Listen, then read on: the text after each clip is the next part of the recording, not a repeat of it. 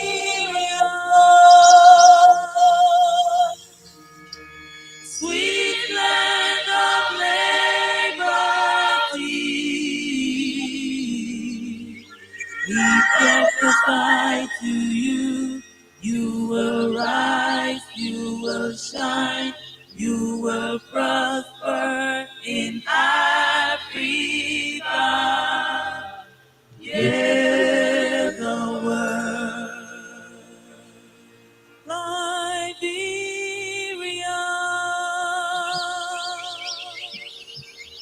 sweet land of liberty. We prophesy to you, you will rise, you will shine, you will prosper in Africa. Hear the word.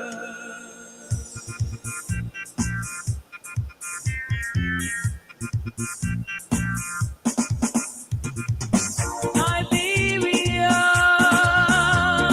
sweet land of liberty. We prophesy to you, you will rise, you will shine, you will prosper in Africa. Hear the word. Liberia, sweet land of liberty. We prophesy to you, you will rise, you will shine, you will prosper in Africa. Hear the word. You are lifted, amen, hallelujah. Liberia, you are lifted, amen. We prophesy to you, you are lifted, amen, hallelujah. You are lifted, amen, hallelujah. Kingdom shall come to your life, amen, hallelujah. Nations shall come to your life, amen, hallelujah. Liberia, you are lifted, amen, hallelujah. We prophesy to you, you are lifted, amen, hallelujah. We prophesy prosperity in the government, amen, hallelujah. We prophesy righteousness in the government, amen, hallelujah. We prophesy holiness in the government, amen. Oh,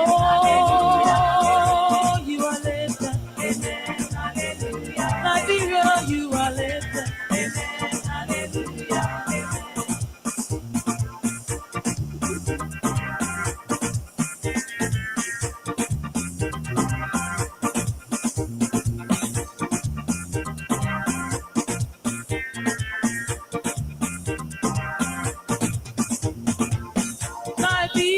Liberia,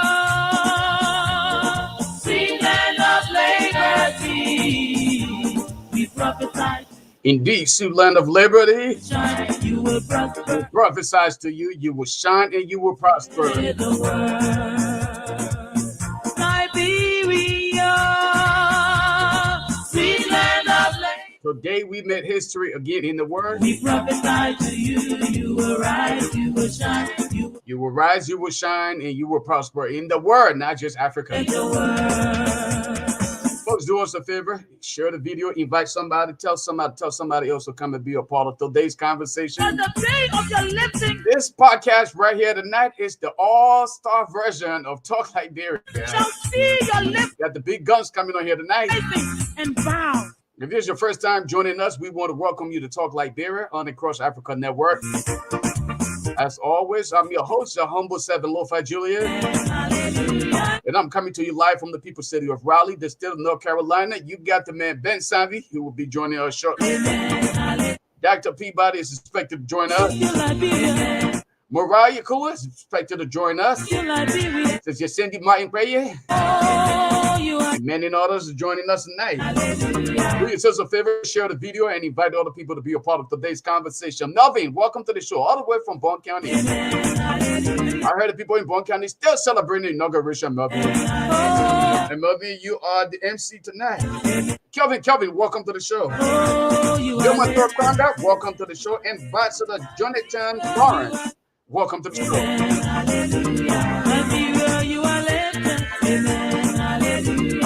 Kelvin is following all the way from California. Okay, welcome to the show, boss. Liberia, Liberia, sweet land of Ja Eddie said, let's talk Liberia. We're bringing the big guns in tonight. We're going to sit in the back. We will let the people talk Liberia, and we will follow through. That's what we do right here on Talk Liberia. Across Africa Network. Yeah, the word. Liberia.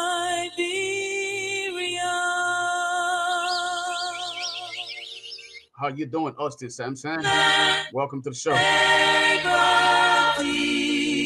Once again, we made history. Whatever the situation may have been, we know something happened today at the inaugural program. Did Honorable BOAKAI faint?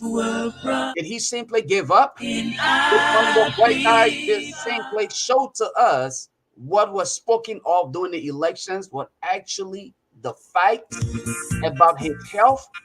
Should we discuss these things? Are these things okay for discussion? Especially when you're giving the country to an individual who's supposed to spearhead the affairs of the state. I'm telling you, Liberians, get yourselves together. You will rise, you will shine, you will prosper in Africa. Yeah, the world. Liberia. Zoily Wesley, welcome. Thank you for sharing today. Liberty. For those of you following from the Across Africa page, we appreciate you. And those of you following from Lofa Julius's page, we also do appreciate you. And those of you who prefer to sit in the comfort of your home and just watch on your big screen TV, you can also get the show on the Closing Argument YouTube page. Amen. We promise that to you, you are lifted. Amen. Hallelujah. You are lifted. Amen. Hallelujah. Miss Rosalind Cooper, welcome to the show, Mama. Nations shall come to your life. Amen. Hallelujah. Liberia, you are lifted. Amen. We prophesy to you, you are lifted. Amen. We prophesy prosperity in the government. Elizabeth Bowen, welcome to the show, Mama. Righteousness in the government. Amen. Somebody said to me, Lofa, no amount of prayer can take Liberia out of where she is. We need to act like humans. We need to act like people who really want change. You kidding me? I said, me, I'll keep praying. That part, I won't keep talking on me. I'll keep praying.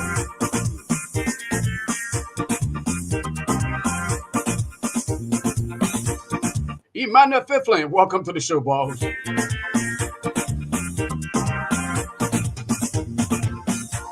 Liberia, sing land of liberty. Beautiful land as well. Right to you, you will rise, you will shine, you will prosper in Africa. Yeah, the world. We are gradually getting there. Hopefully, one of these days, we will make again history to the world. We will be respected. We prophesy to you like we did back in the day. You will shine, you will prosper in Africa. Yeah, the world. Hallelujah. Come on, Liberia. Rise up from your slumber. And of course, the tough talking Robert Gagwa is going to be joining us as well. Has come, for favor shall embrace you from every angle, and your enemies shall see your lifting. They shall see your rising and bow. Peter, welcome to the show, Mama. Thanks for being here, Miss Beautiful. You are lifted. Amen. Hallelujah. You are lifted. Amen. Rebecca Brown Cooper, welcome to the show. Amen. Hallelujah. No enemy shall rise up against you, Liberia. No enemy shall come against you, Liberia. Oh, you are lifted. Amen. Hallelujah. Liberia, you are lifted. Rossi said somebody loved to dance, though. One of our guests loved to dance, but I would say the name. Jump out to your rising. Oh, Liberia, you are lifted. Go do us a favor, share the video. If you're joining us for the first time, we want to welcome you to Talk Liberia on the Across Africa Network. As always, I'm your host, your humble seven Lofa Julius. And I come to you live from the people's city of Raleigh, the state of North Carolina. We got some big guns coming on here tonight. Robert Gagwa, Ben Sanvi, Mariah Yakula, Dr. Peabody,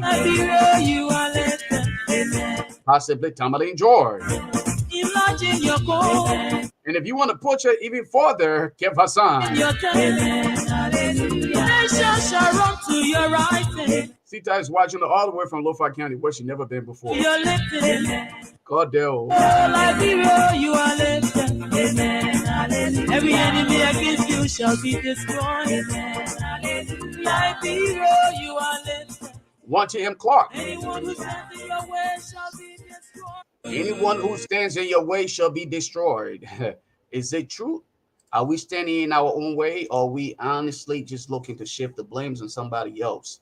As we wait for our guests and other panelists to join us, we want to use this opportunity to thank all of you patient Lo-Fi Babe, Sima. That name, every time I say that name, people be asking, what is the connection? Lo-Fi Babe. Anyway, that's your name. I just got to say the way it comes out here. Ruth Robert Panga, thank you for being on here. Again, folks, this is another day where we have to bring you nothing more or nothing less than what is presented to us as people.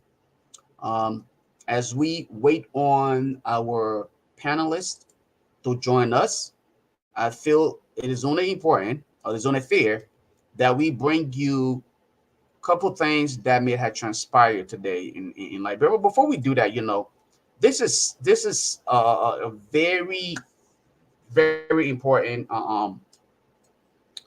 audio video that was shared with me. I watched this and I was moved. I want to share this with you guys while we await our panelists to join us, hopefully. As we prepared ourselves, I know folks. Joy Cooper Burnett. Joy Cooper says she's a newbie here. Welcome. Musa Vadorna, you're not a newbie here. Yacindy my prayers. I am Lofian. That's good. That's that's a connection. Somebody that is the winner connection, right? Lo-Fi Babe. That's it. But I want to share this. I want to share this video with you guys. A video that I listened to and I was inspired. Truly speaking, I was happy and proud to know that some of the academic institutions, the schools in Liberia, are doing their part. All right. We may want to condemn the work that is being done for the most part, but when I listened to this child, I was impressed. Listen to her presentation, guys, while we wait for our panelists to join us. Just listen and feel, at least think about something good. Even if you were upset about what transpired today at the inaugural program, hopefully this is something that you will walk away from here tonight feeling good about. We will get there.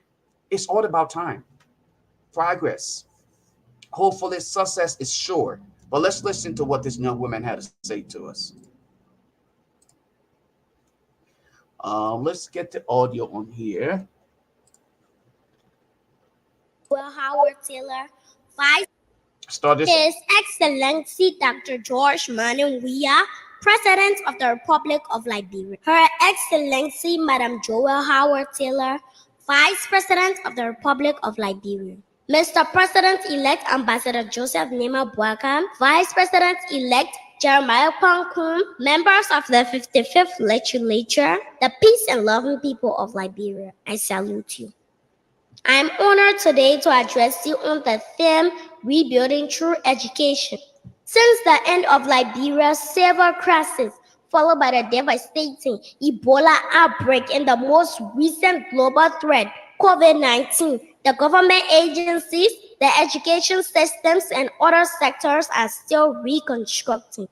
Taking the overwhelming rate of global development into account, Liberia, along with its literacy rate, is staggeringly behind the rest of the world, including many African nations. This fact isn't without irony, as Liberia is the oldest African republic and the first African nation to begin educating her citizens. Liberia has a great number of young people. Children under the age of 15 make up 42% of its population, while 63 is under 25, UNICEF report. This gives the country a great task at hand. Since the E that is in the middle of the policy statement, arrest, created by the president-elect, stands for education. The incoming government needs to take a critical look at this sector. Placing emphasis on this system means paying attention to the growth and development of the young people, including children. Children whose needs are the greatest are those who face greatest violations of their rights. Let us know that education is a fundamental human right and should be treated as such. Yet most of Liberia's children, adolescents, and youth are trapped in a cycle of violence, poverty, deprivation, experience violence, struggle to get educated. Over 30,000 children within Monrovia alone are out of school, selling on the streets during school hours. Depriving children their right to education poses a serious threat on the progression of the next generation. We children are today's learners. We are also tomorrow's leaders. Therefore, there should be a creation of opportunities and environment where children can grow, thrive, and reach their fullest potential. Actions are stronger than just saying a word. What we say without taking actions or putting into practice may not change anything.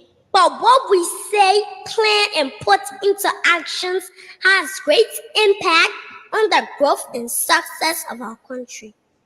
The government of Liberia needs to double efforts and enforce existing education policies, plans, and strategies, collect real-time data to improve education, programming, and provide educational support to the young people, especially the most disadvantaged children. This endeavor should, however, be a collective effort involving every Liberian to understand that everyone is charged with the responsibility to make Liberia better.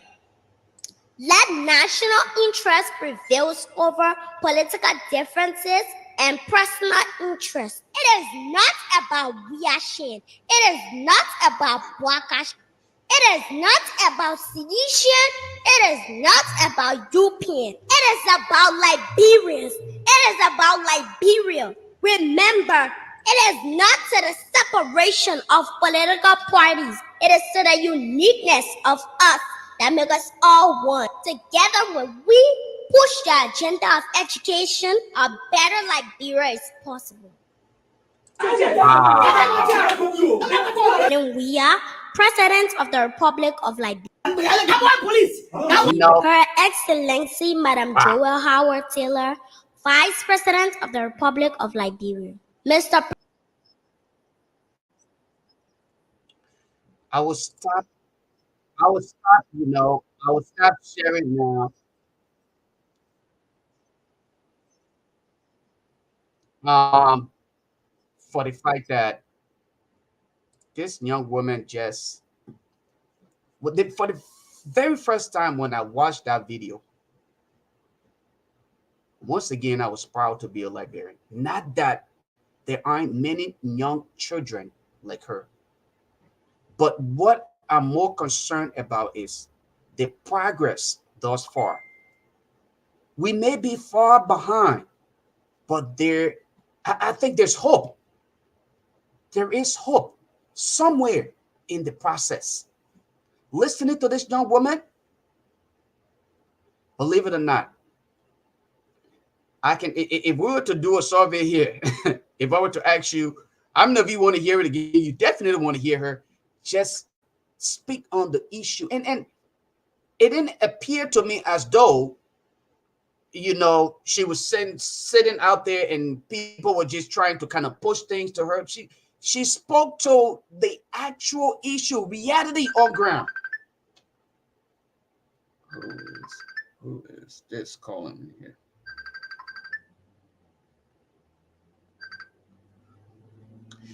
Hey, I'm on the live right now, though. Can I call you back after the live? No, no, no, no. I'm going across Africa.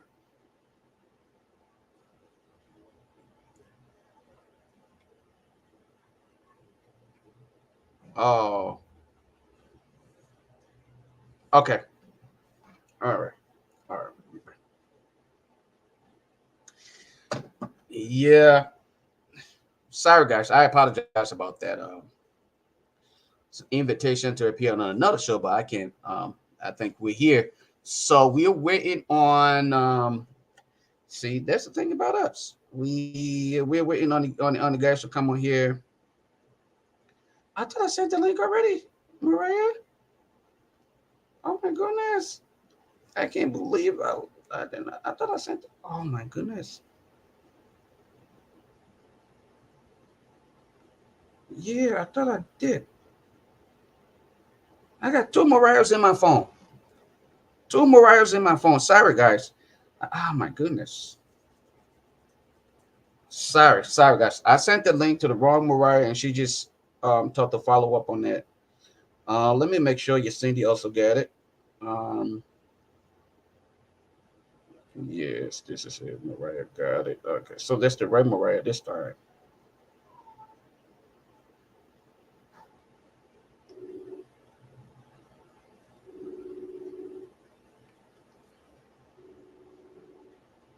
Yeah. She said she was tired. She better go to sleep. I hope I didn't miss it. Anyway, guys, while we are waiting, hey Mariah, I am sorry. I just saw the fresh Mariah in my phone and I sent it to that name, but I just sent you the actual link right now. All right, sorry about that. All right, bye. Now we got to stop pointing. We got to stop following people last name and stop making the kind of mistakes, right? These kind of rookie mistakes. Shouldn't be doing it. But yeah, Mariah got it. Yesenia, I just literally got off the phone, so I don't know why she would not be here now or already. I don't get it. Um, and we literally just got off the phone though. I says, yeah, are you coming on? Hello? Hello? Says Cindy, are you coming on? All right, guys. Give me a second. I want to play that video again. I don't like to keep running behind people on these kind of things here. But anyway, while we're waiting for that video to be played, let me bring another video for you guys. While waiting for that video to be loaded, I should say. Let me bring another video that was sent to me today. I mean, it's a little disturbing. This is not one that we as Liberians want to see, especially on such a special day. But we must speak to it. So we are gonna play some of these videos. We'll share with you guys, and we will give you the opportunity to watch in and see for yourselves, and make the rational judgment. And as our panelists come on, um, we would then carry on from there. But the truth of the matter is, like I said to someone today, uh, I I mean, I think we felt some level of humiliation. I don't know it about you, but as a Liberian, I was embarrassed. Um, I was confused. I didn't know what to think. All right, just listening or watching what happened, I was embarrassed. I'm gonna say that without any fear or favor, I was embarrassed.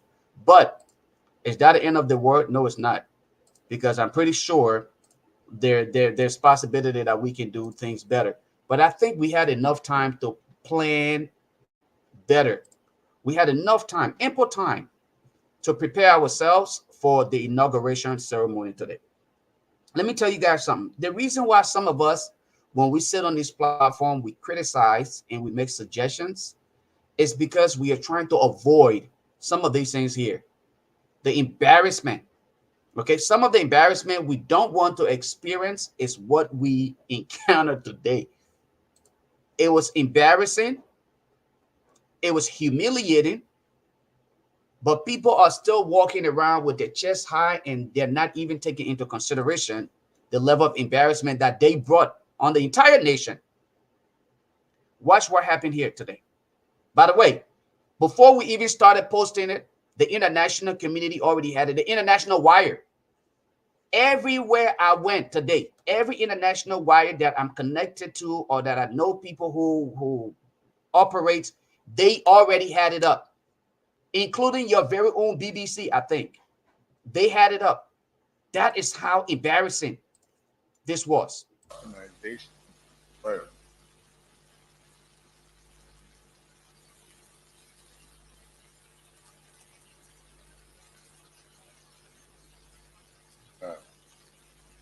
And you have to respect her. But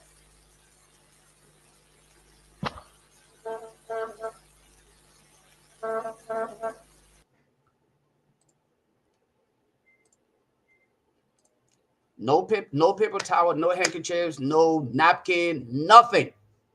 This man had to literally use his hands to wipe his face. Shouldn't there have been some like a little box of napkin or paper towel somewhere over there, so that when he wanted something, he could just grab it and just wipe his face? Why wasn't anything of such around that man? Why wasn't there a bottle of water right there? Why? Why wasn't there a bottle of water right next to that man right there? Matter of fact, multiple bottles of water. Knowing the weather.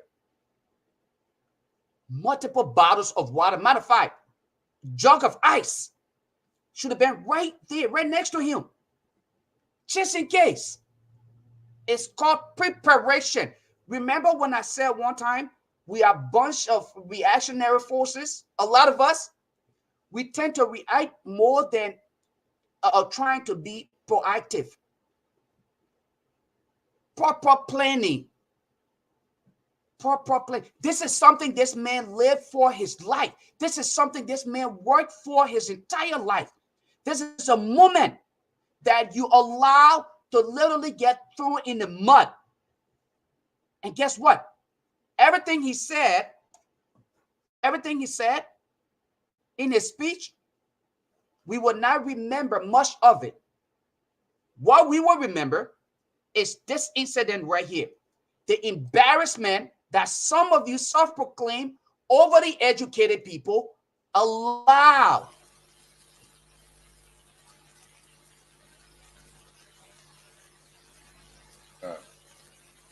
And you have to respect her.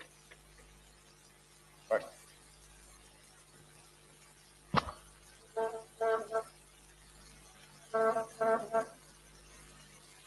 see,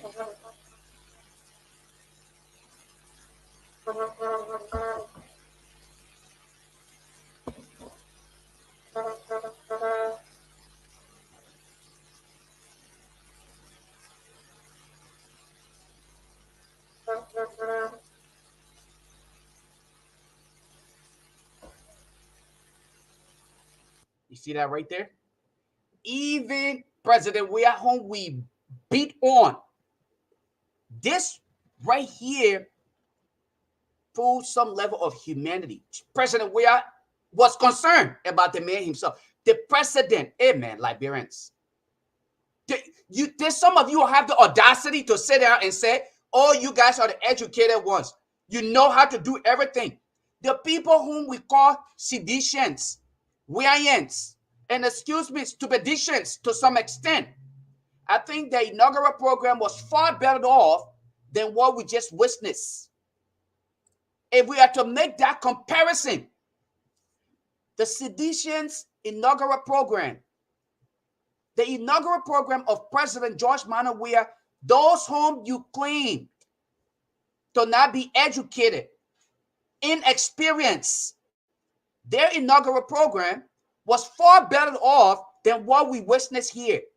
A lot of you were only focused on the social aspect of it. Did you forget this was a historical moment in our country history? Look what happened. This man had to use his hands to wipe his face. When we spoke about these things, you said we were wrong.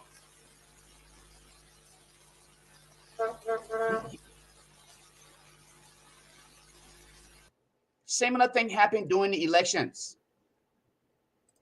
Similar thing happened during the elections. Remember when Honorable BOAKAI was put in front of the cameras to have a press conference? Remember when he said, am I supposed to talk?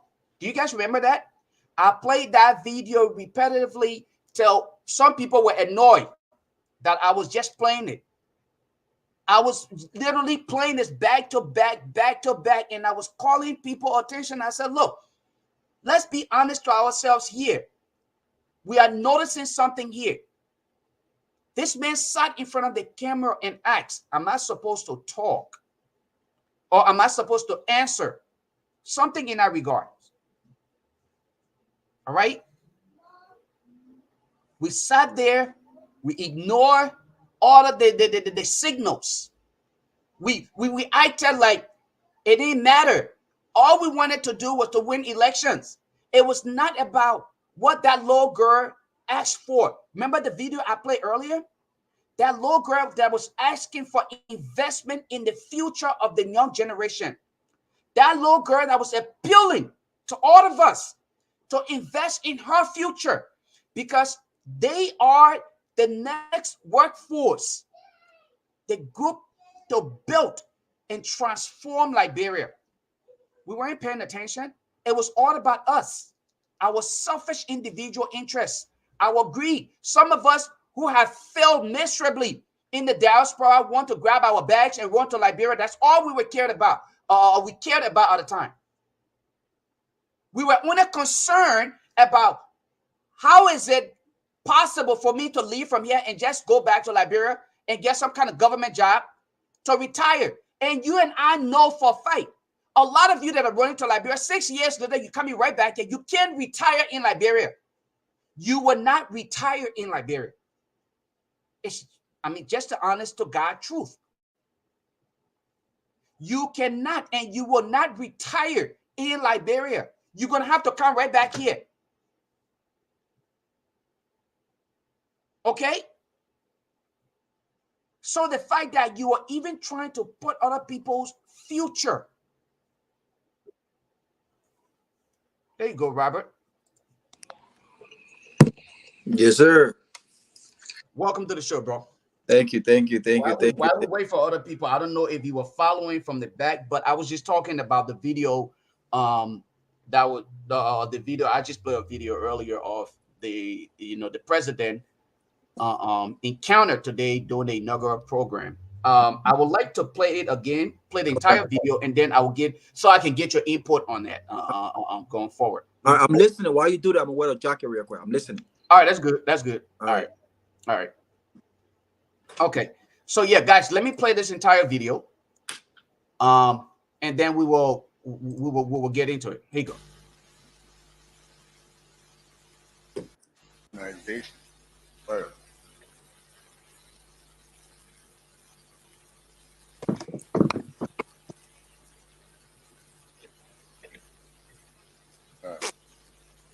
And that respect first.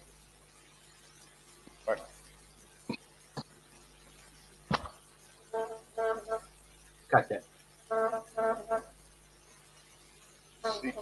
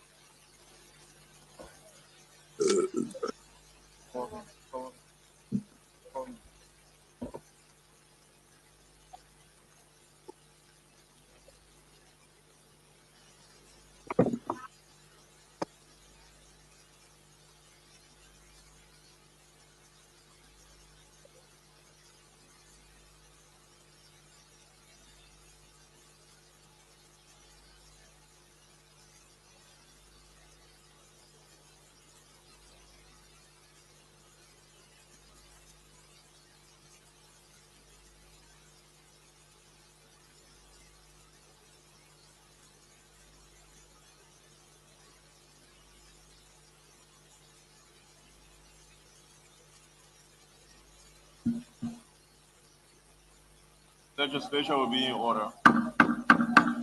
Legislature will be in order. I guess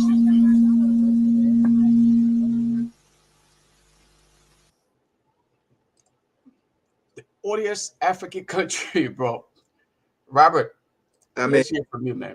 this is embarrassing. Look, the more I watch this, the more annoying it gets. And I mean, we talked about it earlier today. Look, the fact is, poor planning. I've spoken to all of my friends, most of my friends, some of whom were engaged in this process. Mhm. I mean, look at what just happened. You can see the former president was very concerned, President George Weah, and you could see from where he was seated, he himself seemed like he was very hot. I found out that the president had a bulletproof on, and these guys are using paper to fan him. Yes. Which is Was not. it confirmed that he had a bulletproof on? Yeah, it has been confirmed that he had a bulletproof on. I spoke with someone Who after, confirmed it? huh? Well, they said I Oh, should. from his. Yeah, Oh, that he did have a bulletproof on. But apart from that, there have been folks who have also spoken with the designer. What's his name? The Liberian guy. Dionisio. Yes, and they indicated, because they were questioning the cloth, how strong the cloth actually was, and they insisted that, because these concerns were raised from a designer perspective. How Wow. thick do you want the cloth to be? And apparently he suggested something that was similar to that, but something that would have come from Ghana. Now, the plan was someone was supposed to stop in Ghana and get the design and bring it to the US. And then there was suggestion about, well, this guy could probably go to Ghana, stay there for a week or two or so and just get it made. So all of this conversation was held. So if that was the case, then these guys had an understanding of what the weather would have been. But overall, all of this just seems to be embarrassing. And we can confirm, I think Mariah mentioned of it earlier on the show, a young man who landed in the country yesterday from the United States. He landed late last night in Liberia for this inauguration. Mhm. A young man, he lost his life Oh my goodness. because of this. He was one of the first guys who actually passed out, and he was sitting right next to a guy, Dr. Will Jala, whom is a big brother I know very well. We live in the same state together.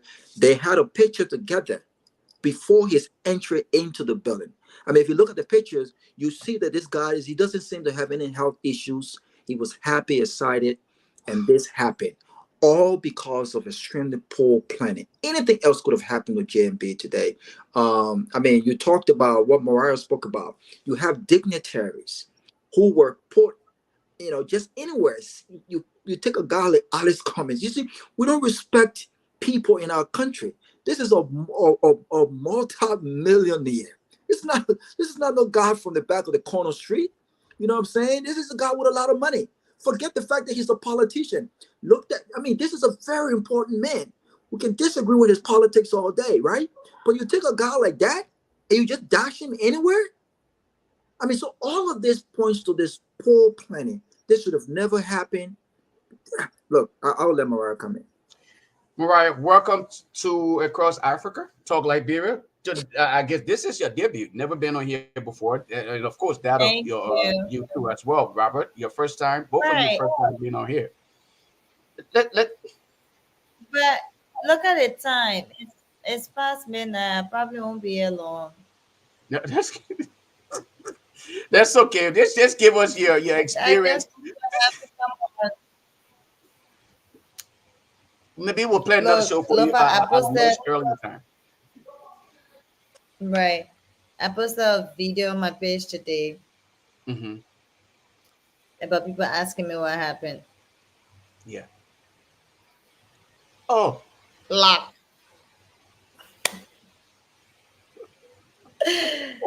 I okay. really Okay. don't want to give. When I ask you what happened, well, actually, what did you see?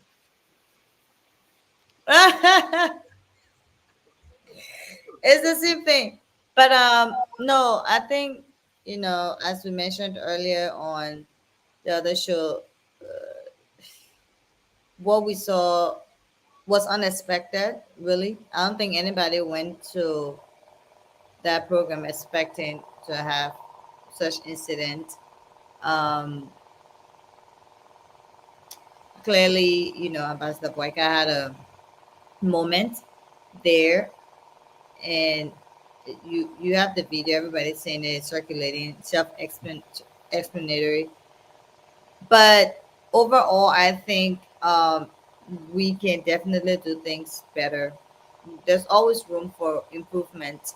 There's always room to grow. Um, we also have to understand too. Sometimes it comes from us as a people. If someone says, we're planning this event for 3,000 people, and you end up showing up, 5,000 end up showing up, or they have to make um, consideration because people want 500 tickets, people want 700 tickets, whatever it is, you end up straining the planners or what's already been allotted allocated for. So we had a lot of people show up at the Capitol today, which was a good thing, but in terms of attendance, but not necessarily in terms of what was available for people. I know there were no seats, even for the foreign guests. I know Auntie Miara made an announcement and asked Liberians who are seated to wake up and give the foreign guests seats, and then that didn't happen. And then there was an announcement that assistant ministers and deputy ministers should wake up and give the foreign guests the seats. I don't think that happened either, Jeez. because assistant ministers and deputy ministers are majority, if not all, seditious. So there was a lot of murmuring. I don't think that happened either. Um, you know, those things happen. But I think I understand 2017, they also asked people to give up seats for foreign guests. So maybe it happens all the time by inaugurations, right?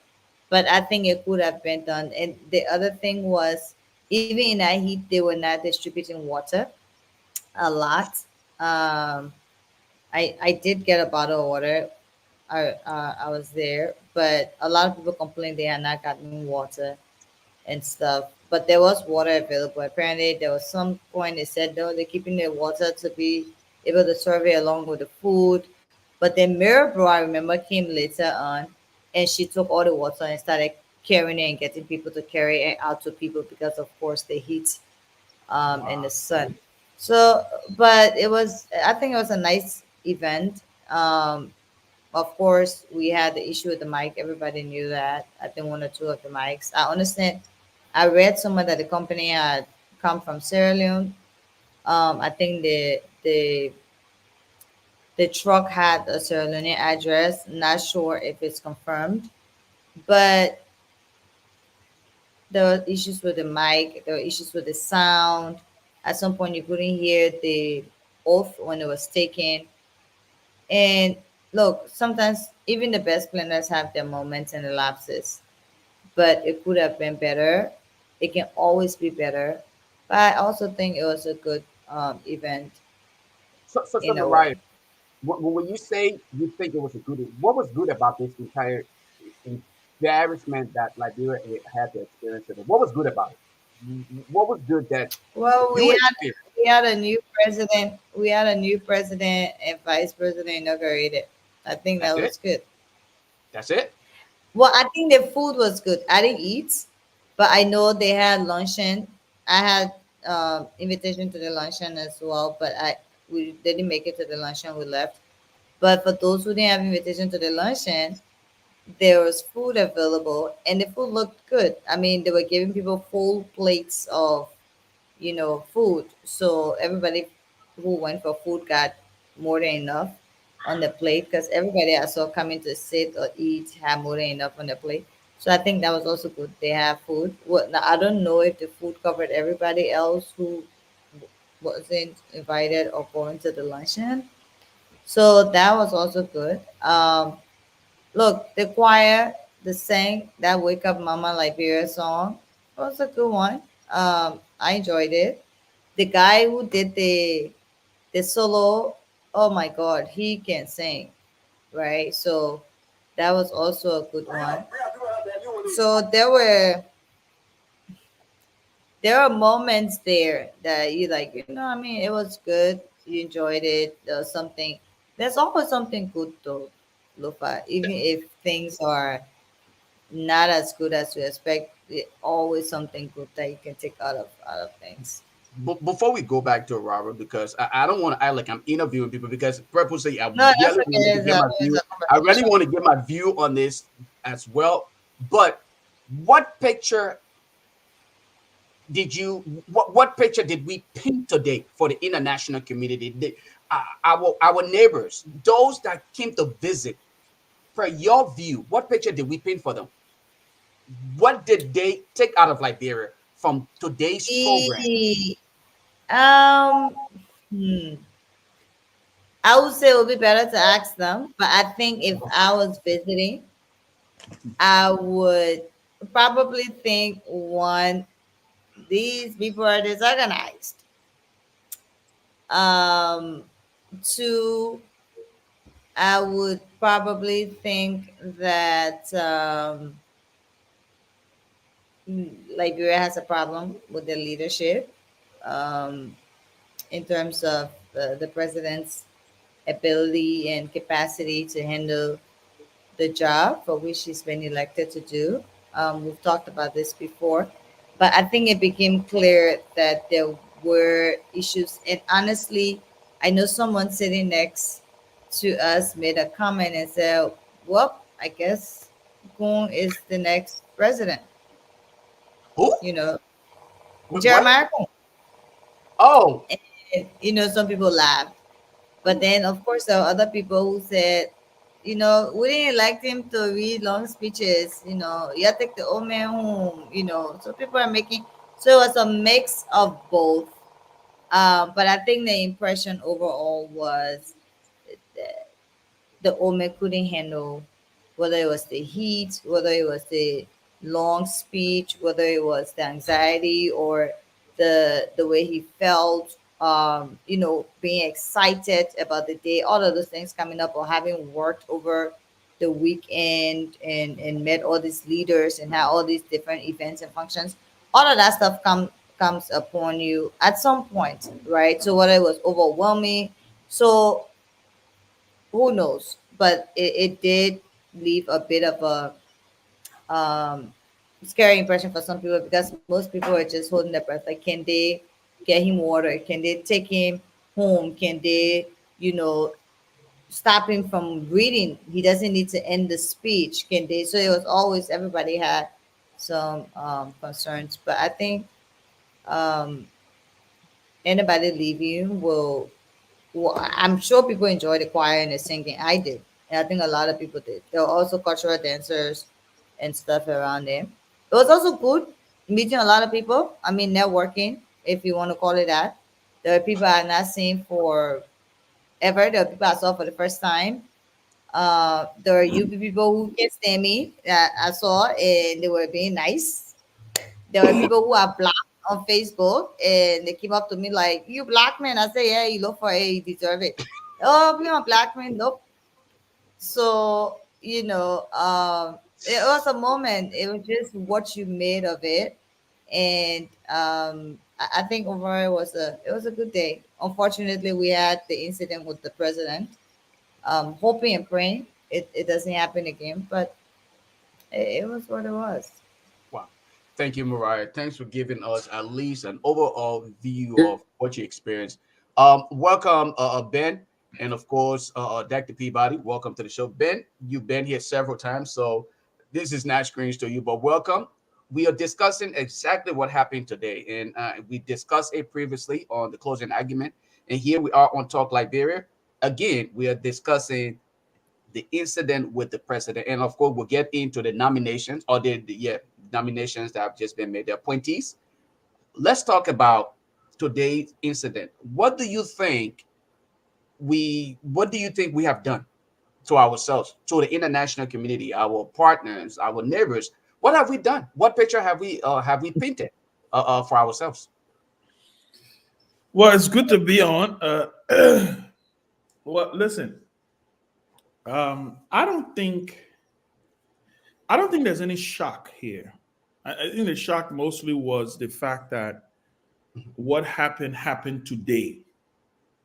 I think if there was any day that probably should have gone flawless, it should have been today. But at the end of the day, like I always say, these things are not magic, right? We wish the president well. He's our president now. It's clear that we didn't support him. I didn't support him. But I wish him well. I don't want him to fail. I feel he has the responsibility and the reins of our country in his hands for the next 6 years, or for how long ever he's going to be able to govern our country. But when you ask the question, what have we done to ourselves? Liberia is very good at making history. I saw a headline today. I think it was on BBC. Said Liberia today replace its youngest president ever elected with its oldest president elected. No, there is. If you go on BBC, it's there. I mean, I'm not making this up. I'm honestly not making it up. Did you see the headlines today about Liberia? I mean, I'm sorry. I was reading. Yeah, there were numerous of headlines. There was a blog, a Nigerian blog, that literally. I mean, I almost commented on there and say, "You leave us alone." This thing is. But I'm saying this to say that we knew that with the election of Joseph BOAKAI, he was not the representation of change. He was not. We knew that. We argued about that. We talked about that. I consistently said that if we were talking about change, Joseph BOAKAI was not the candidate. So even when you pivot to his appointments today, I don't know why people are acting all shocked. Joseph BOAKAI is going to appoint who he's comfortable with, who he's worked with. And the people he's worked with are those people who you see him appointing. But the only irony is that I'm hoping to see, because I know he also said that his cabinet, the Ellen Selu cabinet, were only doing PowerPoints, and they were not doing anything from an implementation standpoint. So it's just, for me, I'm waiting to see who all he brings on the cabinet. But to answer your question, my brother, I don't think, look, I'm not shocked at what we saw today. He's older. He's an elderly man. He's old. He's almost 80 years old. He's going to be 80 years old next year. And it comes with the territory. The job is stressful. This job is not if this job was easy, everybody would be president. There's a reason why only one of us get elected every 6 years. And when you make a determination that you want to be president, you must be fit and ready to do this job, right? The argument that Joe BOAKAI made against George Weah was that he was unfit for the job, that he had disgraced the country, that he had put the country on a trajectory where, we were becoming a laughing stock. I don't know if Joseph BOAKAI can say that about George Weah today, because George Weah today showed class. I saw genuine concern on his face. I spoke to him when he was on the way to the airport. I spoke to the former president, and he told me, he said, there was a point where he wanted to get up to go, and the securities actually said, "No, Chief, you have to sit. You have to wait, because we don't know what we're dealing with here. We can't expose you into." So what I saw today from former President Weah was class. I saw a man who was very concerned, and he didn't stop there. I didn't even know. He went to visit Joe BOAKAI before he went to the airport. He said that to me. He said, I stopped to his house to see him, to make sure he was okay. Almost like I'm making sure the person I get a country to, I get it ready to go to Paris. So I just want to make sure that you are ready, because for coming back. You need me to stay. You need me to stay. I can stay a little bit, But no, but in all fairness, I thought President Weah showed class today. I thought he was a leader today. And so, like I said, I don't know if Joe BOAKAI can make the argument now that George Weah, because today the headlines about Liberia was not about him being inaugurated. It was about the fact that he was fainting and he was this, and they had the other one say he could. I mean, the whole news today was and seeing those leaders, Glofa, jetting out of Liberia. Normally they would stay for the luncheon, they would stay for the Nana Akufo-Addo. I know wanted to stay. Nana liked Liberia, he loved that country. I think he's still here, right? He's still there. He's still in Monrovia. Yeah. I know Nana loved Liberia. He was at the luncheon. Yeah, he loved that. He loves Liberia. He went to visit him. But no, he liked to hang. Nana liked to hang. Yeah, and he's on his way out too. By the way, he's on his way out too. His last year. I think the election is sometime this year. He's on his way out retiring. I'm not surprised. I would not be surprised if Nana buy a house or something in Liberia, because he really, really loves Liberia. But that's my thought, man. I'm not shocked. I'm not surprised. I think we should brace ourselves that if you do have a president who is this, he's advanced in age. You saw what happened in Nigeria with Buhari. You saw what happened. You watch what happens in Cameroon. This is not about being political or partisan. This is just speaking the facts. Joe BOAKAI, we are going to see this happen. Not necessarily him fainting or him losing, but there's going to be. He's an older man. I mean, I'm sorry, if you have a grandmother, you expect incidents will happen when your grandmother is not, she's not 40, she's not 50. So that's my initial thought. Yeah. Dr. Peabody, welcome to the show. Thank you, brother. It's good to be here. Thank you. Your reaction. Juliet, sorry. Yes. Just want to say, what Ben talked about is fair, completely right. But trying to set the conversation from a different context is, we know scientifically, by science, by study, the older you are, the less, somebody give me a better word. The older you are, the less agile. The more productivity declines. Yeah. Right. Yeah, less agile. Right. So should our constitution have an age limitation? Do we say, something along the lines? Would that then be Between considered 35 to 75, or because, but then also there are people who are older but also more agile and healthy and stuff. So the conversation then is around, should there be an age limit for the presidency? Should there not be? Should it still be open?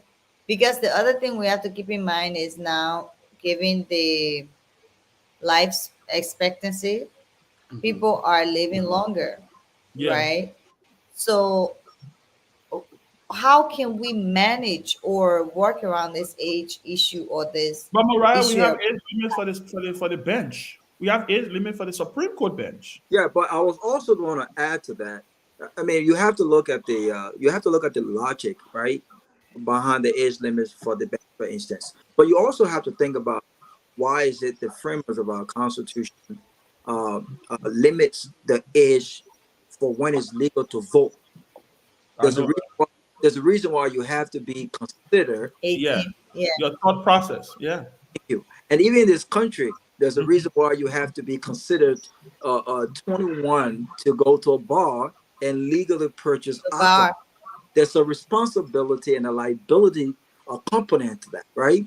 And so common sense will have got to apply the same thing. It's just natural. The question is, what will be considered that age limit? And I want other people, but I got some other things to add on there, but that's other people. Okay, yeah, let's welcome Dr. Peabody. Let's hear from you. Your reaction to today's incident in Liberia. What picture?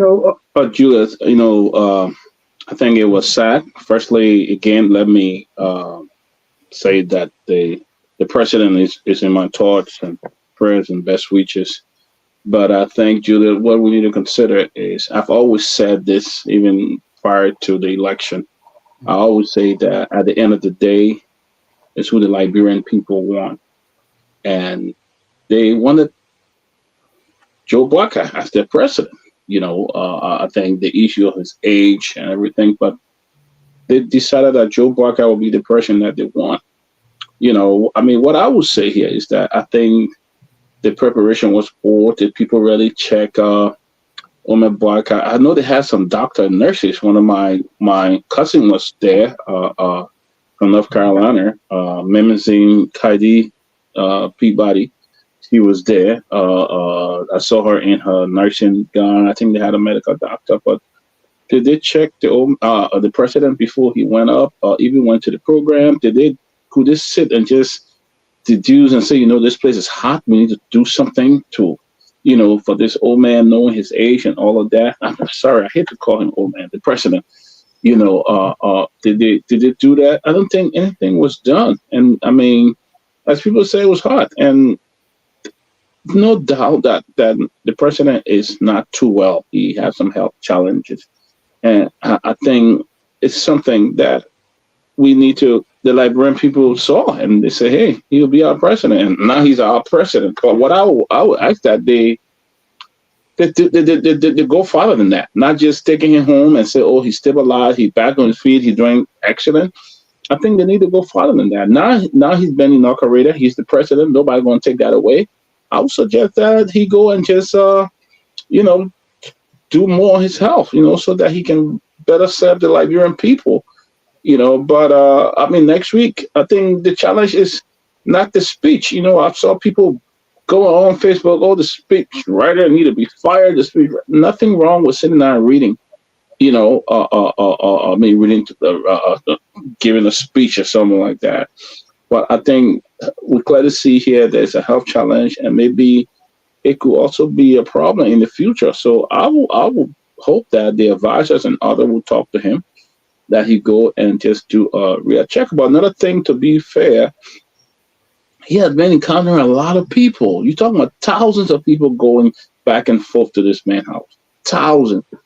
You got some who's going to beg for jobs, some looking, thousands of people. We saw yesterday at Effort Baptist Church, we saw the crowd, and everybody wanted to go out there and shake his hand, and they won't shake his hand. They were talking something in the ear. Man, that's a lot. I don't know how much rest he had, but that's a lot. You go to the church, thousands. You go to your home, thousands of people standing outside everywhere and all of that. So I think there is a need. And if he's going to be our president for the next 6 years, there's a need for them to take him somewhere. Let him go somewhere and just check his health again and see, so that he can lead us fully. But we don't want a situation the president traveled to the UN or tried to OAU, giving a speech, bam, there we go again. Because some of those countries are very hot.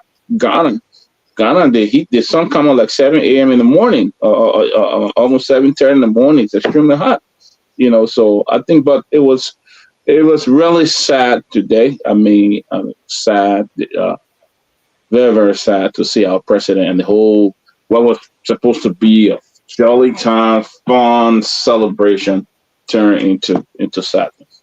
So before, go ahead, Mara. Lofa, I kind of want to talk generally about something he talked about. The president meeting thousands of people, the demands on his time, on him and stuff. Isn't that what the job of the presidency is or should?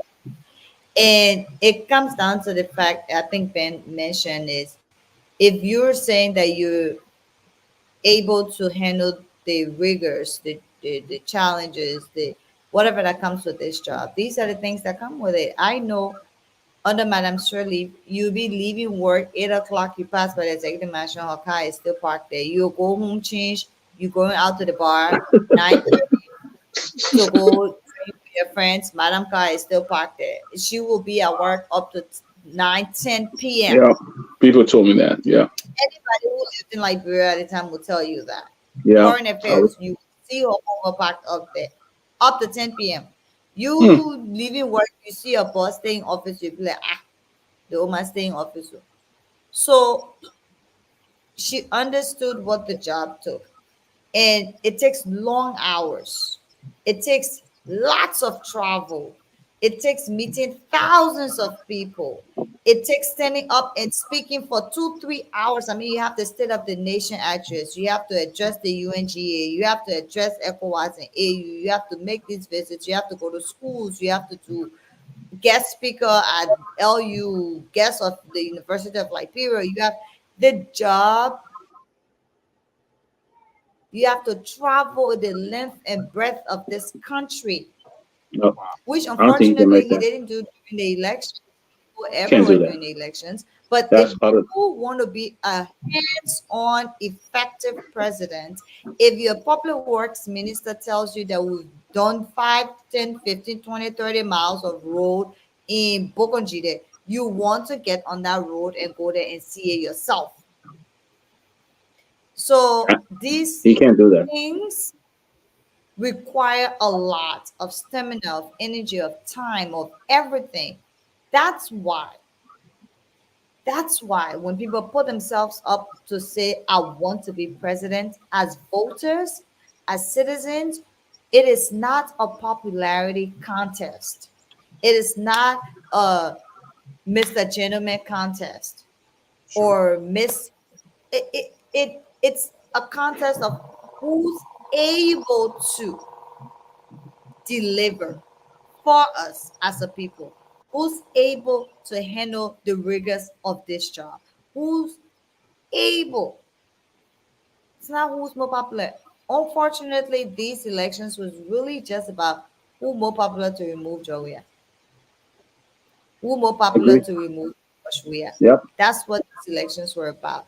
Yep. And we've done this consistently over 25 years or more. You came my mind, you came my power, I will vote for you. Well, for you. You don't know Yeah. work, I will vote for you. Go for you. Yep. I will vote for you. Mhm. And we've seen the results every single time we made decisions along those lines. So, when you say he saw 1,000 people, he saw people at the church, people at home, people, he's going to see 5 million plus people in the coming years. So But for an these are 80-year-old, you got to have some math strength. Even though Biden can handle it, but for it, you know, Let me just say, Roberts, and I want to come to you on this one though. This issue about what he expected. Are we going to say we should expect the president to now use an excuse that he was old, so he really couldn't do much, or he's going to say he wasn't the one calling the shots? Because we remember when he was a vice president, he said he wasn't opportune to call the shots. Here we are again. This time around, he calls the shot, and I'm hearing Mariah says these are some of the things that he's going to have to deal with: long nights of work, okay, tireless shine, okay, yeah. things that he's But going what a bet.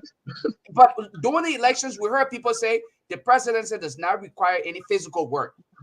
What's your reaction based on what you noticed today? What is your reaction to It's a total myth. And I'm sitting, The president said, I'm weightlifting contest. yes, exactly. I'm sitting here laughing because every time Mariah explained detail about what comes with the job, that the people that kept saying, I beg you, yeah, you can't do it. You can't make it. You can't make it. So it's funny to me because as voters, right? These are things that we must take into consideration. And again, it's not about, and this is the problem with us, right? As a country, look, I love all my friends. Trust me, I love my friends. But in my position in the state of Georgia, Lofa, you ask the Liberian community, I have openly advertised jobs that I am the guy who's saying I will hire this person from entry level to management level. And I want, and trust me, there have been people that I know that I love, that I would love to help, that have called me and said, Rob, I'm interested in this job, but I never worked this job. And you know what I told them?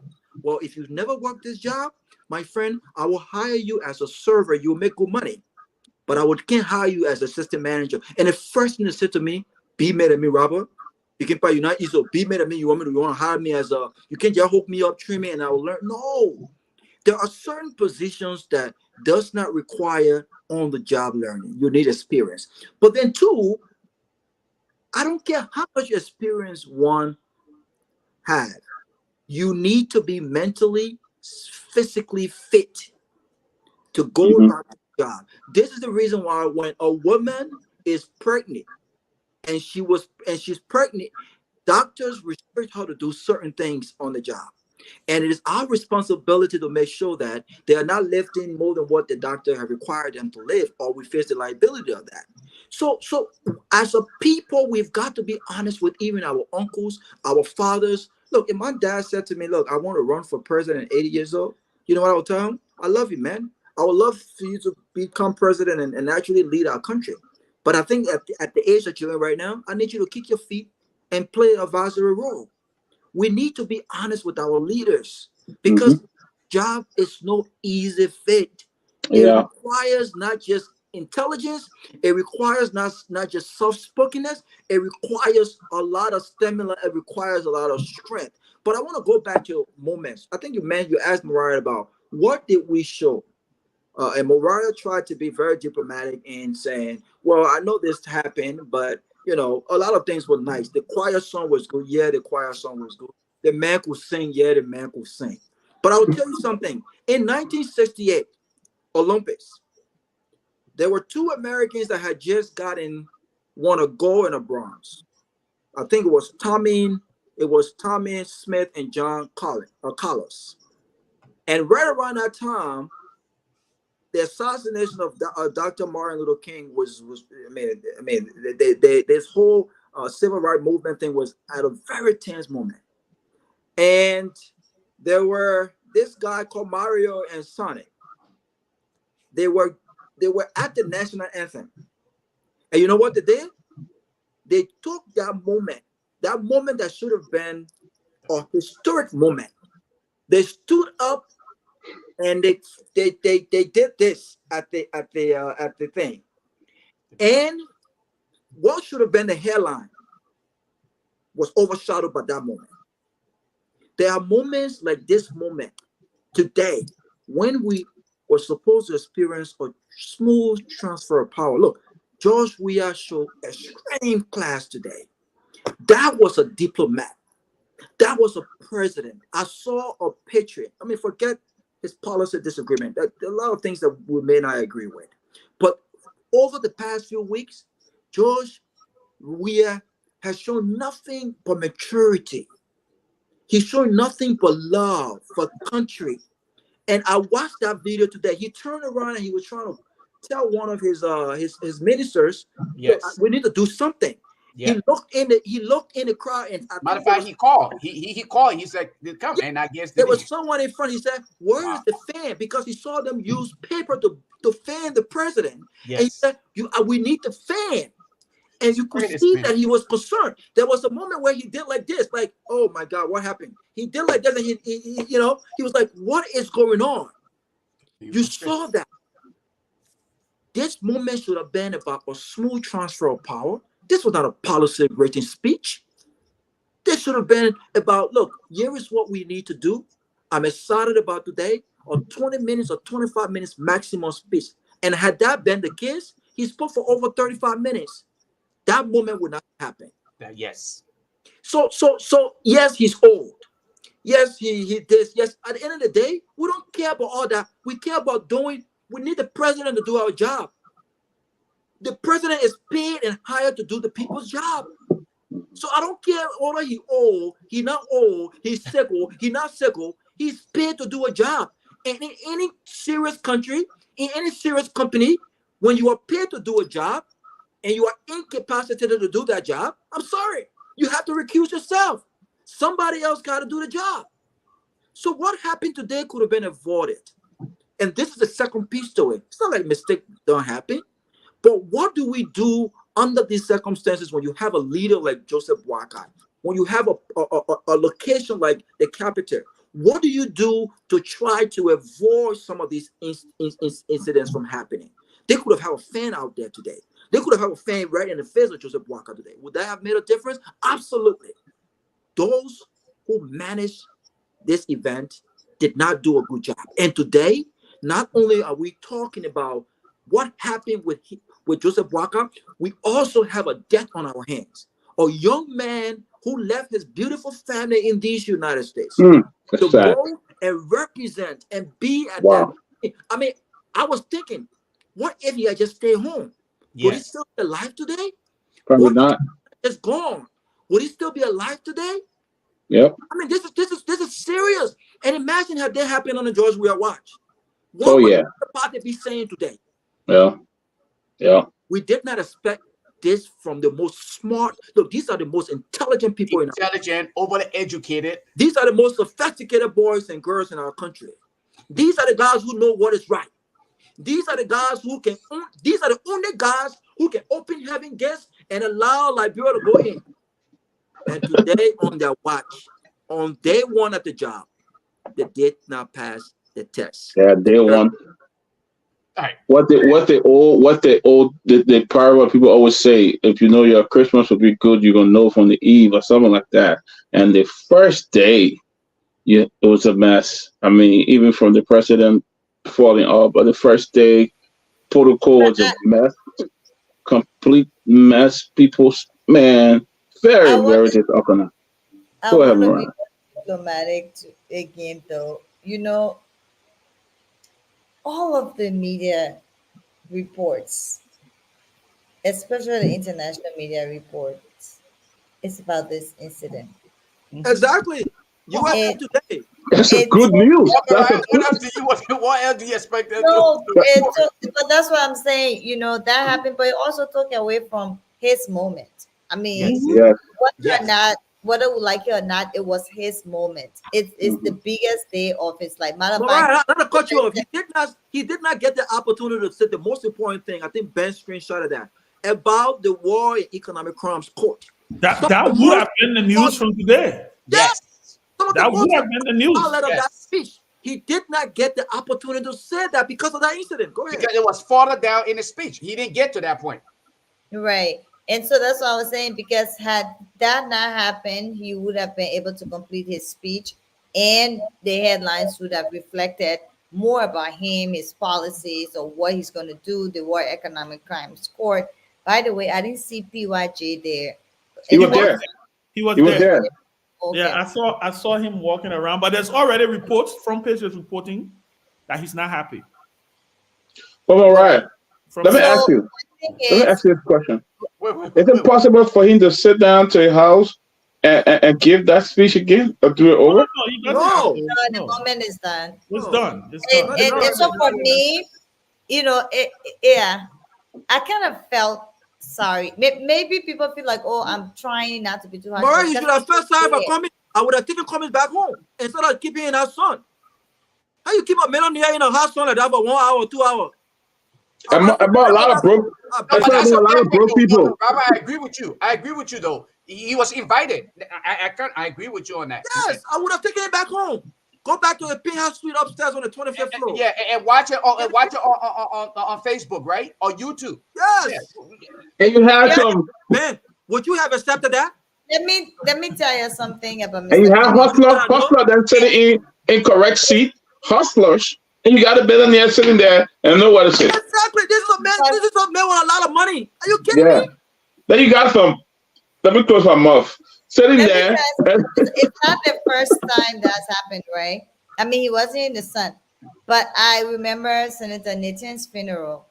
Mr. Cummings had walked in, and he sat, you know, Musa, who was it? In fact, Chiola then was there. I wasn't, but I explained it before I got there. And sat in the front, and it was at the funeral. The protocol came because it was a state funeral. They came and said they are reserved that front for some other official. I won't call the name. And Mr. Cummings politely just woke up and went and sat in the back. Wait, Mariah, hold on 1 second. I misunderstood something. So Mr. Cummings was already seated. He was already seated. They asked him. They told him that the seat was reserved for someone else. Was a sign on And it? in fact, somebody else, like the other ANC people were sitting there. So he came, and they said, oh, y'all sit and stuff. So he sat in the front, right? And said it was reserved for someone else. And he woke up and went and sat like 3 rows down where there was available seat in the back. And Musa Belete was like, that is not happening. You would sit in the front, we would sit there. I don't care who it was reserved for. If they said we should sit there, we'll sit here. Who thought I give a damn now? And he said, Chief, gotta sit down. He said, nope. He said, Chief, gotta sit down. He said, nope. Yes, sir. And they were sitting there until they brought the body in. And there's this guy who had a scepter in his hand. And while they were bringing the body in, apparently he saw Mr. Cummings sitting in the back and he stopped, used the scepter, and told Mr. Cummings to sit in the front. Mr. Cummings said no. He literally stood there with the scepter in his hand waiting and tell Mr. Cummings, you got to go sit in the front. Before he finally woke up and sat in the front. So when they put him in the sun today, he wasn't going to move. I remember, y'all make me talk plenty. I told you I want to talk plenty. When we got there, they told us to sit where the cabinet was sitting. It was under the shade. There was some coming, but it was under the shade. And Councillor Bromsky-Shalin asked specifically, I see 2 of these seats says cabinet. Can we sit here? Are you sure? The protocol said, yes, I'm sure you can sit there. So she said, okay, we won't sit in the 2 that got cabinet. We'll sit in the others that don't have anything on there. So we sat. While we sat, another protocol came and said, oh, these are the cabinet seats. You can sit here.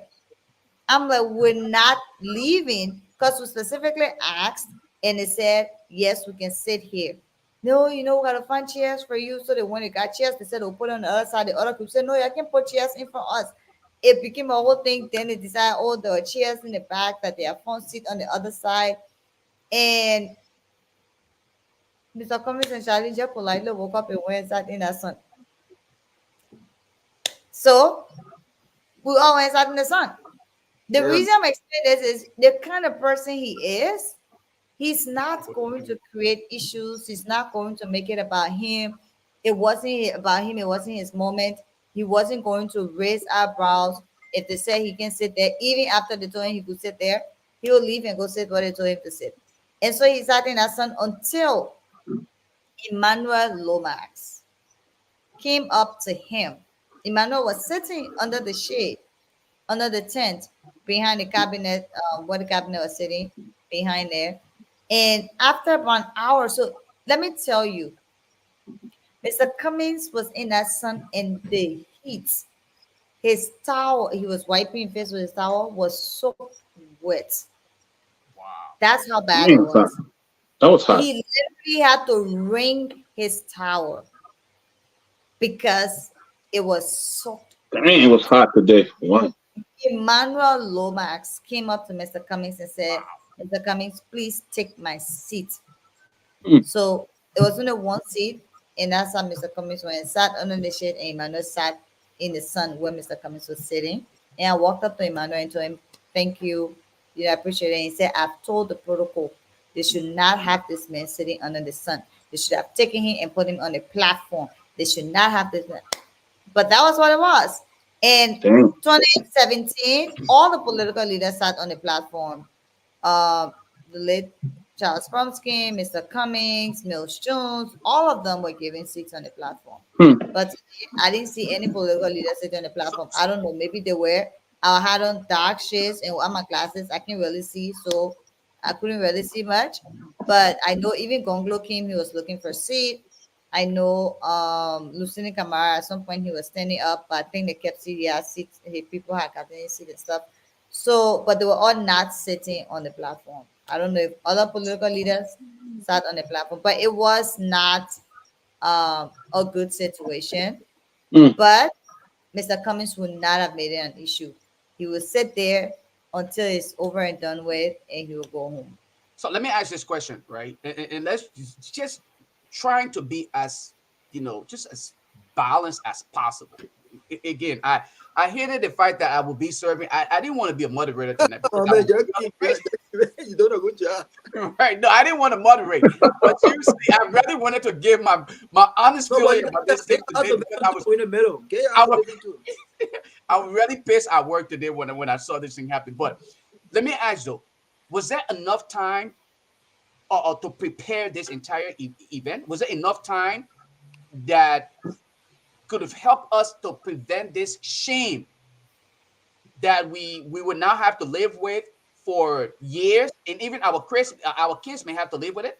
Was there enough time from from, Yeah, go ahead. Go ahead. Finish your question. Go ahead. no, I mean, I was just going to say, from the day we found out that Honorable BOAKAI won the election up until today's date, was there enough time for preparation to put things into perspective to have prevented this level of disgrace that we will have to live with for some of the rest of our lives and our kids possibly? You know, That's history, man. That's history. Larry You saw history, brother. You got to see history today. History. Larry said something very profound today. He said when he woke up this morning, the first thing he did was he checked the weather in Liberia. That's the first thing he did. Now, that's not a brain surgery, right? It's very easy. You pick up your phone, it'll take less than a minute, and you check the weather. For those who don't think checking the weather works in Liberia, it does. Because when I'm in Liberia, Dr. Peabody, you said that place was hot today. Liberia is always hot. This is the reason I leave my house, I get in my car, I put my AC on, I keep the window up. Then I go to another location again. I get down, go to a place, unless I'm doing humanitarian work, because the country is hot. And don't mind people saying, "Oh, these guys that they're too much because they come from America." Look, even if you lived in Liberia, that country is hot. So, to Julia's question, it's not a brain surgery. Some of the things that happen today is common sense, but I guess common sense is not that common. It's just basically thinking. You already know you have a 79-year-old man, okay, that wear a pacemaker. It's not a bad thing, right? But you know that he has pre-existing conditions. So common sense would imply if I was on that team and I saw the speech, the first question I would ask is, okay, if we did a rehearsal, I need to know how long that speech takes. But did he rehearse though? That's another thing. So if they rehearse, I'm sure that he had to peruse the speech and read the speech, right? I mean, even the smartest guy, Obama, he uses a teleprompter. You have to rehearse the speech. You assess the speech. You know the length of the speech. You rehearse the speech in front of your advisors, and then they time you. It's very easy. If the speech is over 45 minutes, and you know the weather is going to be extremely hot, and you know that the planners have failed to put a fan right in the face of Joseph BOAKAI today. You rather we can see your text message. All of these things, and you were to do that. Then you please the bad stuff. then the question is, Benjamin made me lose my train of thought. Then the question is, I mean, what, how much more time do you need to plan something this simple? You got $650,000, and then they requested an additional $200,000 based on what I heard. $650,000. Oh, look, my friend Walkie called me today, and she said she had to spend $20 to buy cold water today because before they started distributing the water, they were keeping the water for something else. So you got $650,000. I don't think they spent more than $50,000 for the whole setup that I saw today. So the question is, if they spent $200,000 on the food, what happened to the rest of the $400,000? I mean, this is a lot of money. So, but the question also is, and I don't know who can speak for the CDC, they can speak for themselves, when did they get the money?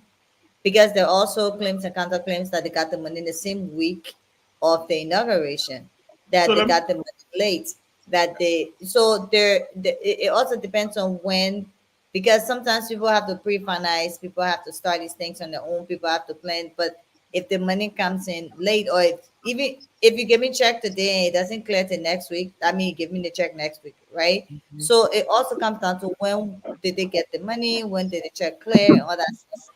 I'm not trying to make excuses for them, but I think having this conversation is fair to also reflect when did they get the money to be able to do these things, because these things cost money. The rental, the chairs, the hall, the this, the stage, the food, the drinks, and stuff. Like I know you mentioned the water.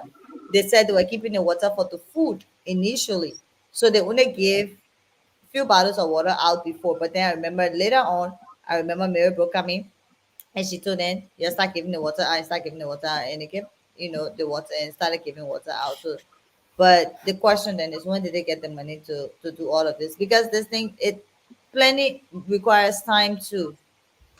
Yeah, so let me say something. It's good to see Sister Cindy. But let me my concern, and Robert, I think somebody asked about Lofa, you asked about the time, right? Yeah. Look, we've been knowing we were having an election. Exactly. We've been knowing we were going to inaugurate a president on January. Exactly. In fact, after October 11, we knew the president was either going to be Joe BOAKAI or George Weah, because we were going into a runoff with just the two of them, right? In any civilized society that is structured and well organized, look, the people have rehearsal. You know how people plan for inaugurations even in this country? Yeah. They have dress rehearsal. They got people who come and stand in as the president. They got people who just so is flawless. They got people who pretend. I've been in DC and I've seen the dress rehearsal for the inauguration. But Ben, 10 seconds. If they can have rehearsal for small wedding, a party of 10 people, if they can have rehearsal, what about a big inauguration, Ben? So my issue is we have a tendency to shortchange ourselves. And the thing I keep saying is that's why I asked the question today. Something must be wrong with us. Because how many more, and I can tell you the issue of protocol and sittings, like Mariah was talking about Mr. Cummings, this is not just only because of inauguration. This is every state function or public function that is held in Liberia, where they will label places for people. Right. People will not obey the instruction. They will go sit down somewhere. They will do different things. So I think at the end of the day, it comes down to poor planning, but it's also we're just a bunch of lackadaisical people. Man, We're just a bunch of lackadaisical people. You know, I mean, yeah, I know you're not lackadaisical. I'm just talking about the fact that let's look at it from this angle, right? That we knew that either Joseph BOAKAI or George Weah was going to be president after October 11th. We knew that. The two of them were going to a runoff. You want to talk about time frame, a guy at Lofa? In 2017, they had 2 weeks to plan the inauguration because there was a delay. Because you remember, Liberty Party went to court. Yeah. The runoff did not happen until December 26th, one day after Christmas. I remember. That results were not announced until December 28, 29. You had 2 weeks to plan for inauguration in 2017, and it was a much bigger inauguration, a larger crowd because and you far had better than what we saw today. the whole stadium, right? And like everybody say, people had seats. Yeah, there were little issues here and there, but political leaders were on the stage. Everybody had a seat. So my thing here is, look, I think, and I'm gonna call her out, right? Miata Famule, Ente Miata, they call her Ente Miata. She is the moral high ground for everything in Liberia. She criticized every single person. She knows everything. When you listen to Miata Famule talk, and I'm calling her out because at the end of the day, she was the chair of this thing, right? She knows everything that is wrong with Liberia. She calls everybody criminal. She calls everybody incompetent. This was on her watch. This was on her watch. You know, but I think, and I think she needs to speak to the country. Tomorrow, the inaugural committee needs to have a press conference. Own this thing. Somebody died, for God in heaven's sake. You're just announcing. Somebody died. Hey, it could have been worse. What if the president fell? What if he had fell down today? What if that security guard did not run behind him? When he saw him, why he didn't go right behind him and put his hand behind his back? What if that man had fell today? It would have been For worse. God in heaven's sake, this is the president of the Republic of Liberia we're talking about. And guess what? Our friends from the UP, they're playing fun out of it. They're playing fun out of it. You know, whether you like it or not, at BOAKAI we won. Yes. Your vest. You know, well, yeah, we here. We here. Anyway, says yes, Cindy, welcome. Great to have you on. Again, we'll go back to the point of discussion here. We want to get to the appointees, the appointments that were made, the 5 names that were actually released today. We'll get to that, but let's talk That's about. what I'm waiting for Yeah, to talk all I'm waiting about. for Okay, too. you want It's already 120 so on all my right. phone. Okay, so Mariah, because you got to leave, we'll jump Well, into no, that. that's it. I'm still No, coming. no, I let want to go Cindy ahead go No, too. ahead. but bring Sister Cindy in, but I want Sister Cindy because Sister Cindy herself is interested in that particular part of it. So you actually just did her a favor by actually saying, let's get to that. So we'll start with her on that point, and then we will get to everything else. I don't know if you guys have a copy of the list, but I'm pretty sure a lot of you are familiar with the names on here. Sister Cindy, welcome. Let's hear from you, and then we'll list out those who were appointed. And why are people saying they are all wines in new bottle? Okay. So we were running what a change campaign, right? I would think. Mhm. I'm just saying we were supposed to be running a change campaign or rescue. Rescue is the word is emergency that people need to stay alive, right? And I've seen the same more people. And let me add to Robert's word. I don't care how long you've been on the job. Did you produce? Mhm. Did you produce? Did it produce? Okay. I speak my truth, and most of the time people don't like that, which I really don't care. I know I'll be cursed tonight, and then that's okay. Gregory Coleman, under his watch, we had Liberia was a drug kingpin, literally. Okay. And CDC just amplified. I remember when CDC took over 2018, I saw Mobile Malu from drug infested area to another, telling them thank you that they were going to create a place to take them and rehabilitate them, although that did not happen. And I see some of those people, names are coming up. All right. We're in 2023. We're in the age of AI. All right. Are these people telling me, is Joe Baga telling me that in all of Liberia, these people who were there for 12 years, we were not able to train new people, new leaders to come in with new idea, cross stream. Okay, that's what we call cross stream. That we can kind of simplify our government. That a police person can do cybersecurity. A police person can train 4, 5, 20 other people. For instance, we are going to Ghana to borrow motorbike riders, whereas Mhm. we're paying what $600,000+ for inauguration. That was disgraceful Yo, too. huh? That was disgraceful too, with Ghana police wearing their Okay. uniform and driving like We did they're that. Yeah, right. We did that in 2017. yeah. And we were So so we mad at we Yes, everybody, I we were remember. screaming, why would we are go and bring Ghanaians? Listen, I'm a pan-Africanist. I don't care about boundaries and borders. Okay. But I think if you can provide for your people, you can train your people. All right. I'm not big about the imperial demarcation. All right. But my thinking, there's opportunity. Majority of those children that ride motorbike, they're high school graduate, they're college graduates. These kids wake up in the morning, 4 in the morning, get on that motorbike, sometimes to 12 midnight.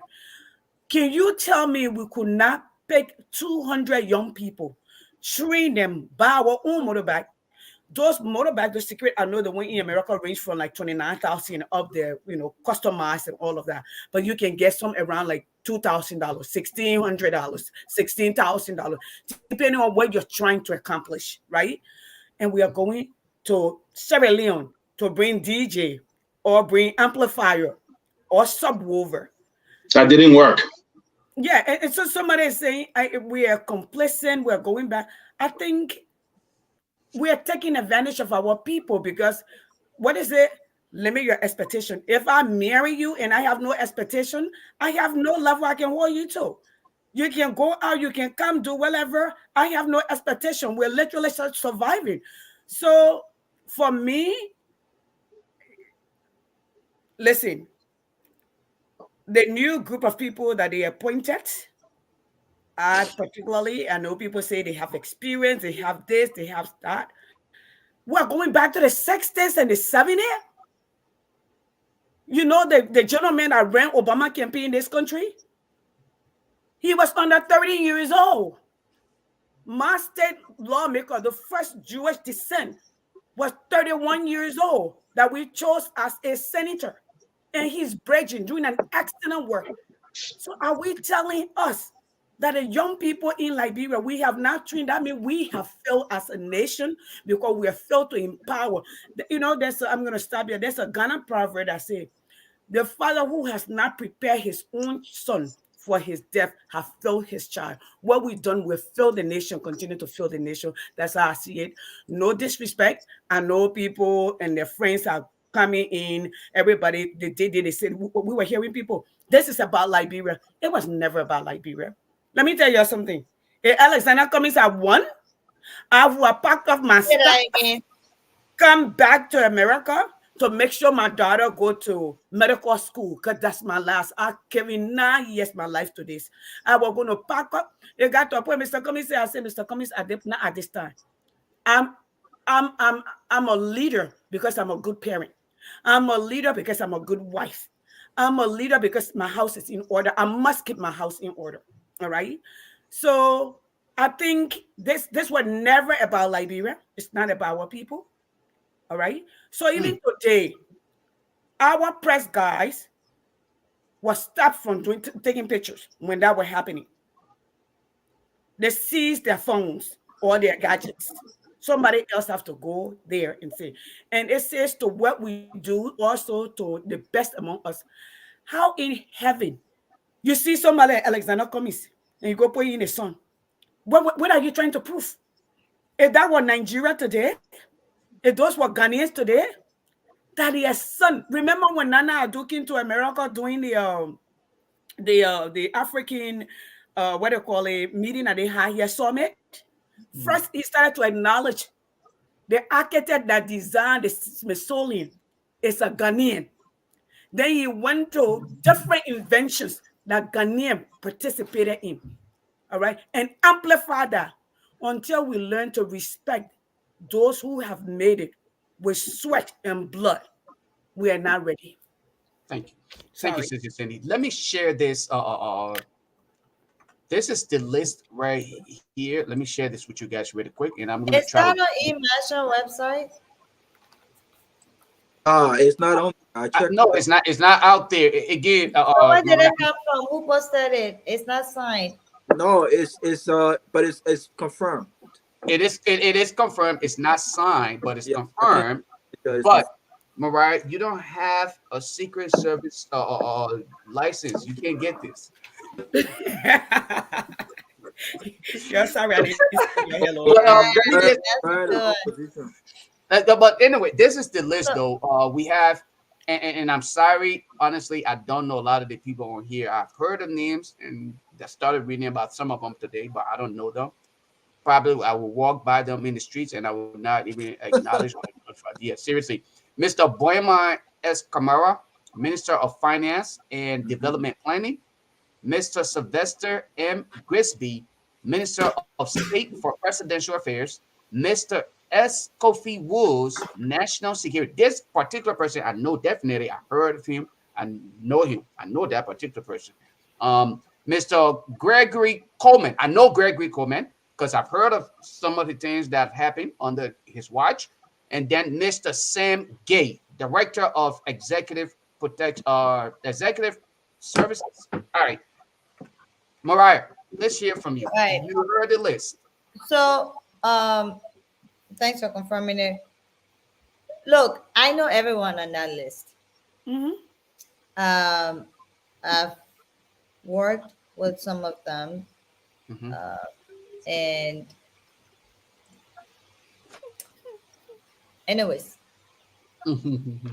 at some point, at a certain level, I know all of them, right? I think they're all experienced. Now, whether they're rightly placed, that's a different conversation. But I think in their own career and capacity, they have some experience and knowledge.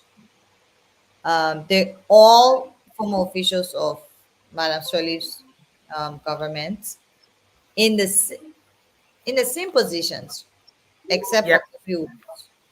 Yep. Um, the police director was police director under Madame Sirleaf. Ambassador Crispy was her chief of staff, Minister of State as well under Madame Sirleaf. Sam Gay was EPS under Madame Sirleaf. Boima Kamara was Minister of Finance under Madame Sirleaf. Was the other one? I didn't miss. So, except Kofi Utu was Minister of Labor under Madame Sirleaf, and I think Public Works as well under Madame Yes. Sirleaf. Yes. They all served in those positions that they were appointed to by President BOAKAI. Now, with that said, my disappointment is this is the first listing. First of all, I think it was put out to change the conversation from the fainting to the listing. Yep. One is not signed, it's very abrupt. It's just five names. He's probably concluded on these five names and like, yeah, just put this out. And I know Josh Warner had suggested that today. I was even teasing that they listened to him finally. Good strategy, but I think it's to change the conversation from the incident at the inauguration to the names. But my disappointment is because it's the first listing, it is so symbolic. It gives you an idea, or it should give you an idea into what to expect. Mm. And I know there are 2,000 other positions to be appointed, but the very first name list lacks certain key things that I look forward to or look out for, and every Liberian should, to tell me what this government may look like or what the thought process of the president in appointing is like. One, there's nobody under the age of 40 on that list. Nobody under the age of 40 on that list. Maybe 50. Is Greg 50? Maybe no. Yeah, maybe Yeah, Gregor, but I don't know what he's Gregor even. he's Well, 51. I Maybe don't know. Gregor, the only person under the age of 50 there. Put Greg No, under the no, age. No, he's over Baba 50. Kamara is not on the. Is not. I don't think he's 50 yet. But that's why I said under No, the age of Gregory 40. Coleman. Yeah, they're probably 44, 43, 5, whatever. So that's one disappointment because, I mean, Liberia being Liberia, I think we follow the UN. Youth is up to 35. But if you don't even have someone under the age of 30, that means you don't even have any youth or young person on that list. So it doesn't reflect the level of support that he got from the young people. Clearly, most importantly to me, we don't have any woman on that list of five. There you go. It's very symbolic. It's five men. Well, they're coming up. I would say let's give it to them. They bring up more list, No, I but know No, that. but, And but, that's but, what But but, I'm the, saying. The she's she's talking speaking about of the the symbolism. so as the the first five. first list. I The think she's first talking about five. the first wave. And you I know said, that they're going to Mariah, announce not cutting you off. tomorrow, day after, the Right. 2,000 other positions to announce though. But I think when, because everybody's been looking forward to the the appointments, even people within the camp, they didn't know what to expect. And there's this joke about the black book that nobody looks into. So everybody was looking forward to the first list. And if the first list is three or five or 10 or 15, it should reflect something. It should reflect young people. It should reflect, of course, women. Even if you have, the president can tell us that he hasn't decided on one woman to appoint yet or where. That person name could have been added on the list. I agree. So not having any woman on that list also, was one of my disappointments. But again, we look forward to additional names tomorrow and other. But for me, that's my feedback on the listing. I think honestly that those people are experienced. They've all worked in a few nice different, as I mentioned on the last show, working on the Ben Navy or working on the Robert or working on the Mariah, the leader, the leadership style, the time, because this is post CDC. We've already said CDC's damaged all of our systems and destroyed all of these institutions. So now you're coming back to start from scratch. Whereas under Madame Sirleaf, you had some foundation, you had a leader who was hands-on, you had someone who was there with a different leadership style. Now it's a different leadership style. So we can only watch to see the output and what happens. But that really um, was my disappointment with the listing in terms of youth representation and women representation on the very first list. Wow. Thank you. Hmm. So far, I mean, perfectly. We'll go in I think order, ladies. We'll do ladies first. Robert, did you want Okay. to? Did you want to say something? no, I want to come after her before I Oh, go. okay. Let's do ladies first, and then we'll do the guys. Just for a sec. Since it's Cindy, let's hear from you. Well, actually, I'm sorry, you already spoke on that. So, Robert, you're right. Go ahead. Sorry, I take that back. Go ahead. So I think today someone on the closing argument was talking about what the challenges we're faced with today. Mm-hmm. And the first thing I thought about when I was in my car driving from work was, Mm-hmm. have we thought about, and I know that some people might say, well, but what about America? America have a older guy as well. But the institutions work in this country behind the scenes are led by young people. And I said that to say, I mean, are we hiring people and leaders who understands what it takes to succeed in this century? This is the 21st century, right? And we are hiring people who were born in the 50s and 60s. I mean, obviously things have changed. How see well in the 30s or 40s. 40s, yeah. How well equipped are these people to really grasp 21st century challenges and what works in this century? That's something we've got to think about. And so I concur with Mariah that if you're going to put a list out like that, then it has to be symbolic. It has to be a reflection of the country, and it also has to be a reflection of the electorate, right? So you have to at least have a youth, and you have to have a female. I was surprised that we did not hear A woman. of the foreign minister, because from all indication, I'm told that the foreign minister will be a woman. I'm surprised that they left that out from today's list. I thought that that would have been on today's list. But quickly, let me say something about Gregory Coleman. I think that he has some unfinished business. I like the guy, but here's what I would have done. When people act like, and to Dr. Peabody's point, when people act like Liberia is limited on talent and expertise, it blows my mind, because here is a talent that no one is thinking about in this country that is working in his own little state, has 2 master's degree, very eloquent, understands. Look, he may not have gone to the same school Coleman went to, but if I was president today, one of the calls I will make when it comes to transforming the Liberian National Police and bringing people on board who understands what 21st century policing actually is. You know who runs to mind? We invited him on a closing argument many times. Alfred Johnson. See, I knew you were going to say, The Lima detective. brother, he not And not coming because- to La No Bureau. guy, that guy is good, man. He's good. Not because he's my brother, not because. And Robert, you have Coleman here, right here in Georgia too. Yeah. Oh, there you go. Not because I talked to him. Right here in Georgia too. But if you listen to this brother talk about, if you listen to his knowledge on policing, I'll do he's that. not only a police, he's a detective. When you listen to him, he understands how the system works. So how about you bring people like that in?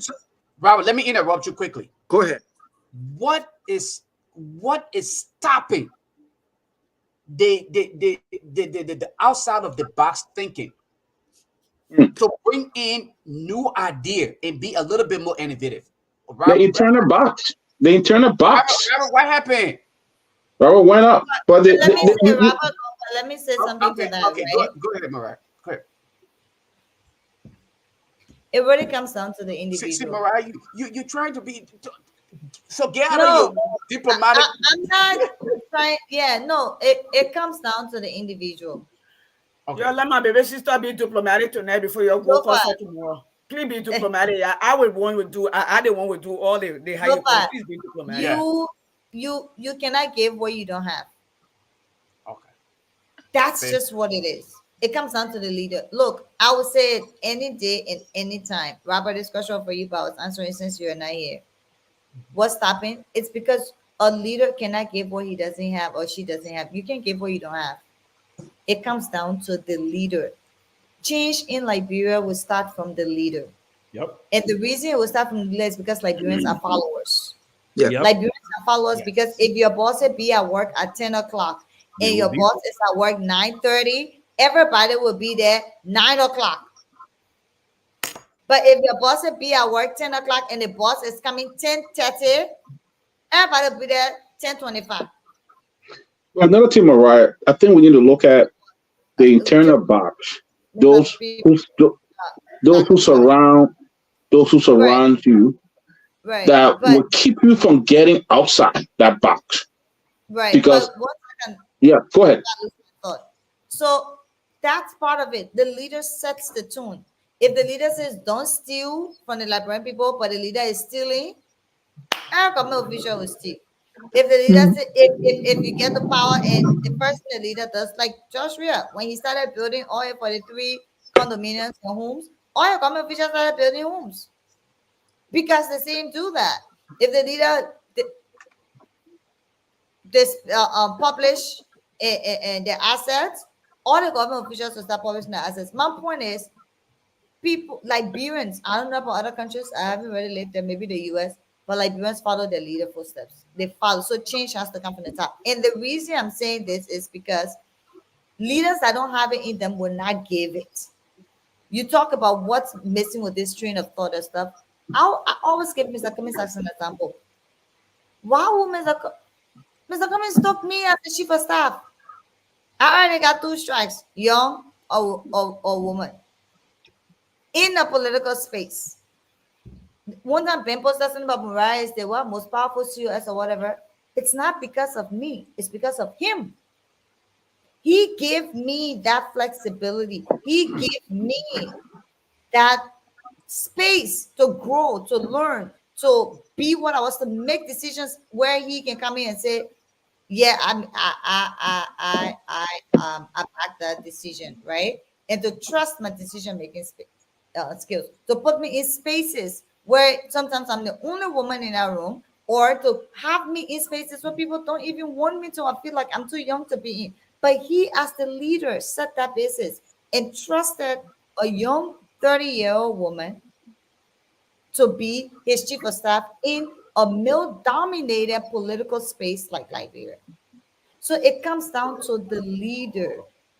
If the leader doesn't have it, please tell me, if you have a 79-year-old president who still has relationships and friendships with 60-year-olds, 50-year-olds, 55-year-olds, 68-year-olds, 69, 70-year-olds, 75-year-olds, when will that leader leave all of his people in that age bracket to come down to the 30-year-olds and the 35-year-olds? First of all, you're still seeing them as children. Yeah. You're still seeing them as children. You're thinking about, look, when Joseph BOAKAI was manager at LPMC, resident manager, that was 51 years ago, 1973. My late mother, God bless her soul, wasn't even born yet. She was born 1963. You're still a child to him. He's not going to entrust you with serious government functions or with any serious leadership position. He's not going to leave a 64-year-old man or friend that he knows to give a 33-year-old woman a ministry to run. He's not going to do it. The leader gives what they have. I don't know. That's a great space thing. I want to But say something. Oh no, Sylvester Grisby is the man. Is the man crowd Ben, boy. can I finish? Can I? Oh yeah. What's your? And then I will go because I gotta go. I gotta go to sleep. I gotta work in the morning, 5 o'clock. Judah, how long we got here? I still got to run. Judah, how long?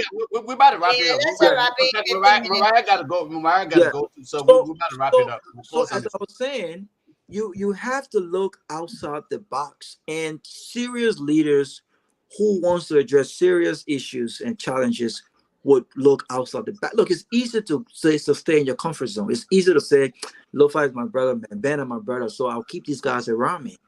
But you know, you have to understand the moment. And in Liberia's history right now, Lo-Fi, we have a lot of challenges that represents the 21st century. You got to recruit these people. Lastly, look, Yasendi was our president in his community. Yasendi is like a big sister. But Yasendi, we went toe to toe in this community. Yasendi will tell you that. You see how she said no. Yasendi will tell you that. But she's still No, I say, you want me to tell the people you're a troublemaker? That's fine. But I'm a good troublemaker. But I would tell anyone that she's a strong female leader. She's a strong leader. Bama Kamara, I think that he was there for 2 years. So given the benefit of the doubt, I'm not sure people can argue what changes, what he did, his success in those 2 years. I would say, look, I will give him the benefit of the doubt for another 2 years. I think he's still a young man. But people have questions. What is he bringing? What vision is he bringing? What policy, what economic policy that they're going to implement to really uproot the private sector? I mean, we have a lot of things going on. As they make these appointments, we will see what they're headed up. But I believe that there are a lot of young people in Unity Party that will not be given the opportunity to serve, and there are a lot of young people home and abroad that should be looked at, whether or not they supported Joseph BOAKAI or whether or not they're in his face. And I don't think that would be the case. Let me. Go ahead, Ben. I'm sorry. I just got to bust this bubble. It's not going to happen. It's not going to happen. And let me tell you why it's not going to happen. Mariah kind of alluded to it, to the fact that Joseph BOAKAI, he's not going to look. The man see all of his nephew and his nieces. Go around Joseph BOAKAI. That's the first thing he tell you. Ben, you my nephew. Mariah, you my niece. You my frisky niece. You not supporting me or daughter. Cindy, you your own. I knew your family from all the way back. This is what happens in Liberia. These people, look, guys, and the notion that, and this is where I will have a slight difference with Mariah, right? Because I know 80-year-old presidents or 70-year-old presidents who trust 35, 30. Nana Akufo-Addo, who was in Liberia today. Joe Biden too. The head of the person who organized it directly to the current president in Liberia. Okay, yeah. Great, right? The head of the person who was in charge of the entire year of the return in Ghana. It's a young lady. Yeah. On her Instagram page. Yeah, very young lady. It's a young lady. I think she's 35. If I'm not mistaken, she just got married, by the way. I met her once when I went to Ghana. She got invented in inauguration, by the way. She what? I said she met. Oh, yeah. The year of the return. Why am I saying this? I said over and over, and this is one of the things that we said during this election. Joseph BOAKAI is not going to bring change. He is going to stay in his comfort zone. He is not going to trust young people. He believes, yes, there's a saying in Liberia, you got to sit on the old mat to plot the new mat. We have all these archaic and things of the past that we use to justify what we're doing in the country. I said the other day on the closing argument, I said, I'm waiting to see a president who, when he comes to America or she comes to America, go to Silicon Valley. Forget about Washington, D.C. Mm-hmm. Maybe just land in D.C., speak to maybe one or two people, but spend a majority, 90, 80% of your time in Silicon Valley. Ben, let me interrupt you quickly and acknowledge the Saint Tamerlane George, the man watching. Just so you know. I thought somebody said he was coming on. So what am I saying this? You need people to think outside of the box. Paul Kagame made a strategic decision that he wants Rwanda to be the Silicon Valley of Africa. What is he doing? Yes. What is he doing? You see, first of all, there's a man you know that wants to get things done. 70% of his cabinet are women. It used to be 50. He now pushed it up to 70. Yes. Rwanda has the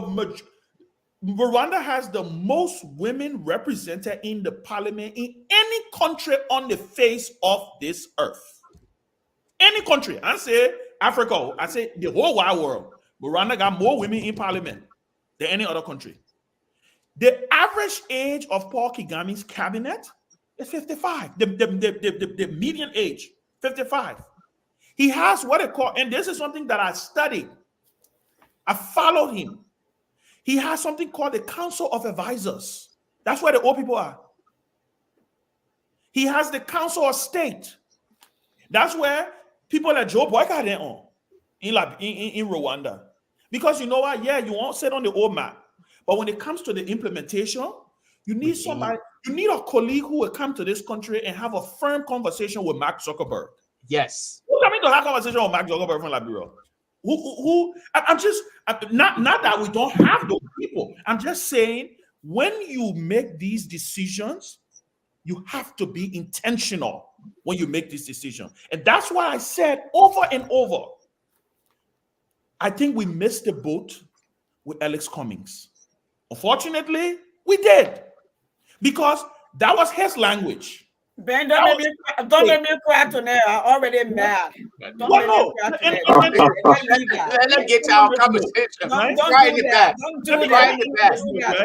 We missed the boat because that was his language. And let me tell you something. I can say it now. I had a conversation with Mrs. Sirleaf, President Sirleaf. And we were talking general talk. And one thing she said to me was, she said, progressing where Liberia is right now, there are no more free lunches out there, right? Hard years, there were a lot of free lunch. The sympathy, we had just come from war. All of this goodwill was coming. The historicity of her presidency. Everybody wanted to be associated with her. So money was being thrown, right? Then you have Weah, who celebrity should have taken advantage of that celebrity to the extent that he did not take advantage of the celebrity, right? So where are we right now? We are now in a competitive environment. We are competing against Sierra Leone. We are competing against Cote d'Ivoire. We are competing against Ghana. We are competing against all of these countries. Guinea, right next Guinea, by the way, that's the name, right? Mohamed Doumbouya, who is the military ruler of Guinea. Go on that man's Facebook page and see what he's doing there. Go. My last talk, I promise. My last point. Then you can take it. Something symbolic as I saw Doumbouya do something the other day. He wanted to highlight the deficit, the deficiency of the educational system in the primary educational system in Guinea. Do you know where he addressed the nation from? He went into a remote village in Guinea and addressed the nation from in that school, in one of the schools. He brought attention on that school. He said, this is what we are dealing with in the 21st century. Message. Sending message, optics matter. Like Mariah said, Mr. President, if you want change, even if you were announcing 5 cabinet posts today, you should have named 3 women. If you were announcing 10 cabinet posts today, you should have named 5 women. Because what you are sending is, you already don't have a lot of women in the leadership hierarchy of the country, just the Chief Justice in pro tem, right? We had a female president or female vice president, now they're not there. But what you want to say is how you are able to make this pivot and for our country to start to see the move, just to see the needle move. But unfortunately, I am going to say it again, and I don't want to be a party pooper here. And I am one of the most hopeful guys. But one of the things that I consistently said, the hopeful man is online. yeah, one of the things I consistently said during these elections was that Joseph BOAKAI did not represent change. And that if we wanted to replace George Weah, if we said we wanted change, Joseph BOAKAI was not your candidate. Because you know what? He was going back to go to work with the people who he's comfortable with. You can't try to squeeze water out of a rock. And like Ellis Cummings always said, the first person I heard this from, he said, many Liberians don't know what good looks like. So you know what? You're asking a nation to dream about something that they have no ability to dream about. So how do we break this? How do we break this? Is where I'm trying to figure out. Then let me come in quickly. I'm gonna be short. I gotta go do Grace because my kids start calling me names. The America, the children will call you names. Miss Martin, you're a liar. You say our Grace were gonna be in, so I got a long night. But I wanted to say this. When we started this journey with Mr. Cummings, I remember in my uncle's house, and Robert knows their uncle, Moses Carter. He said, "I want you to think big." And what thinking big look like, we most people they know, especially people in the 60s, the 70s, and the 80s. But I think if Liberia wanted to leapfrog, if they need to leapfrog Liberia, we would need to tap into the young people. We need to tap into the women. The women have always been the backbone of Liberia. Whether we respect or disrespect them, most Liberian women have been the provider. Okay, either by selling. I know we try to name and shame people who sell. All right. Some of us, our man, they used to sell GB, Dongafle, Kenneth, whatever to pay school fees. With the little our father then were making to add up. All right. The women have always been the backbone. So if we must live for Liberia, that's what it requires. We must also invest in education. If you study all around the world, what those that have developed, the developed nation and the undeveloped nation have in common is every GDP per capita that you look at for a nation is closely correlated. In fact, it is correlated to the literacy rate of that nation. We must invest in the children. We must elevate and bring competition. This and things might be based on merit. All right. I don't see it. All we are doing is recycling. I know you, so you come, you show up. And that's what they're doing. The people that were appointed today, like Mariah says, symbolic. If it would have been hopeful to have seen maybe 2 young people, some women, okay, to give hope that there is change on the horizon. But like Ben rightfully said, we didn't want change. All right. What I've come to realize, hanging out with Liberia, I literally all my adult life I've been in America. Okay. What I've come to understand about Liberian people is when you are sitting in a chair and a Liberian person want to sit in that chair, they will pinch you wherever way we want to pinch you. We saw what happened to Alexander Cummings. After he invested, after he trusted, after he elevated and infused into the so-called opposition. But you know why? Alexander Cummings will be Alexander Cummings. Yasindi will be Yasindi. But let me say to the Liberian people, good news. My daughter will be going to college next year. We will all be on the ground and we'll rock it together. 2029, y'all get ready for me. You always see me. I will be there. Okay? We will be there. And the change that we're asking for, we will bring it home together. That's what we will do. So, Yasini said something great here, though. Yeah. I just want to make a clarity. It's almost 2:00 in the morning, so I gotta go. What is it? I mentioned something about BOAKAI job 1973 and my mom not being born yet, 1963. She was 10 years old when BOAKAI. So she was born 63. It wasn't in literal term, I believe, when you said it. It wasn't literally like, okay, she was right, but and so she was just, there was time for her, so let her exactly. So she was like 10 years old when he was already a manager at LPMC, and this was 1973, so that's 51 years this year. And but the point I'm raising is, for someone of his age group and experience, 51 years later as president, he's not going to be looking at giving an entire ministry to a 33-year-old or 20 or 30-year-old or so, especially when he's surrounded with older people in the 60s, 50s, who he believes has more experience, and the younger ones are still his children. So that's the point I was making. And if anybody want to be technical about timelines and dates and stuff, that's on you. But Lova, thank you. Lova, can you ask someone when you come in to tell us what Mr. Yeah, Manovia is? please let me go. I gotta go. Robert, All right. Mr. Robert, All right. Manovia. Have a good night. For guys, me, so Guy, you good get night, that. Go. Thank Mariah, go get some sleep. Let's yeah. get somebody. Yeah.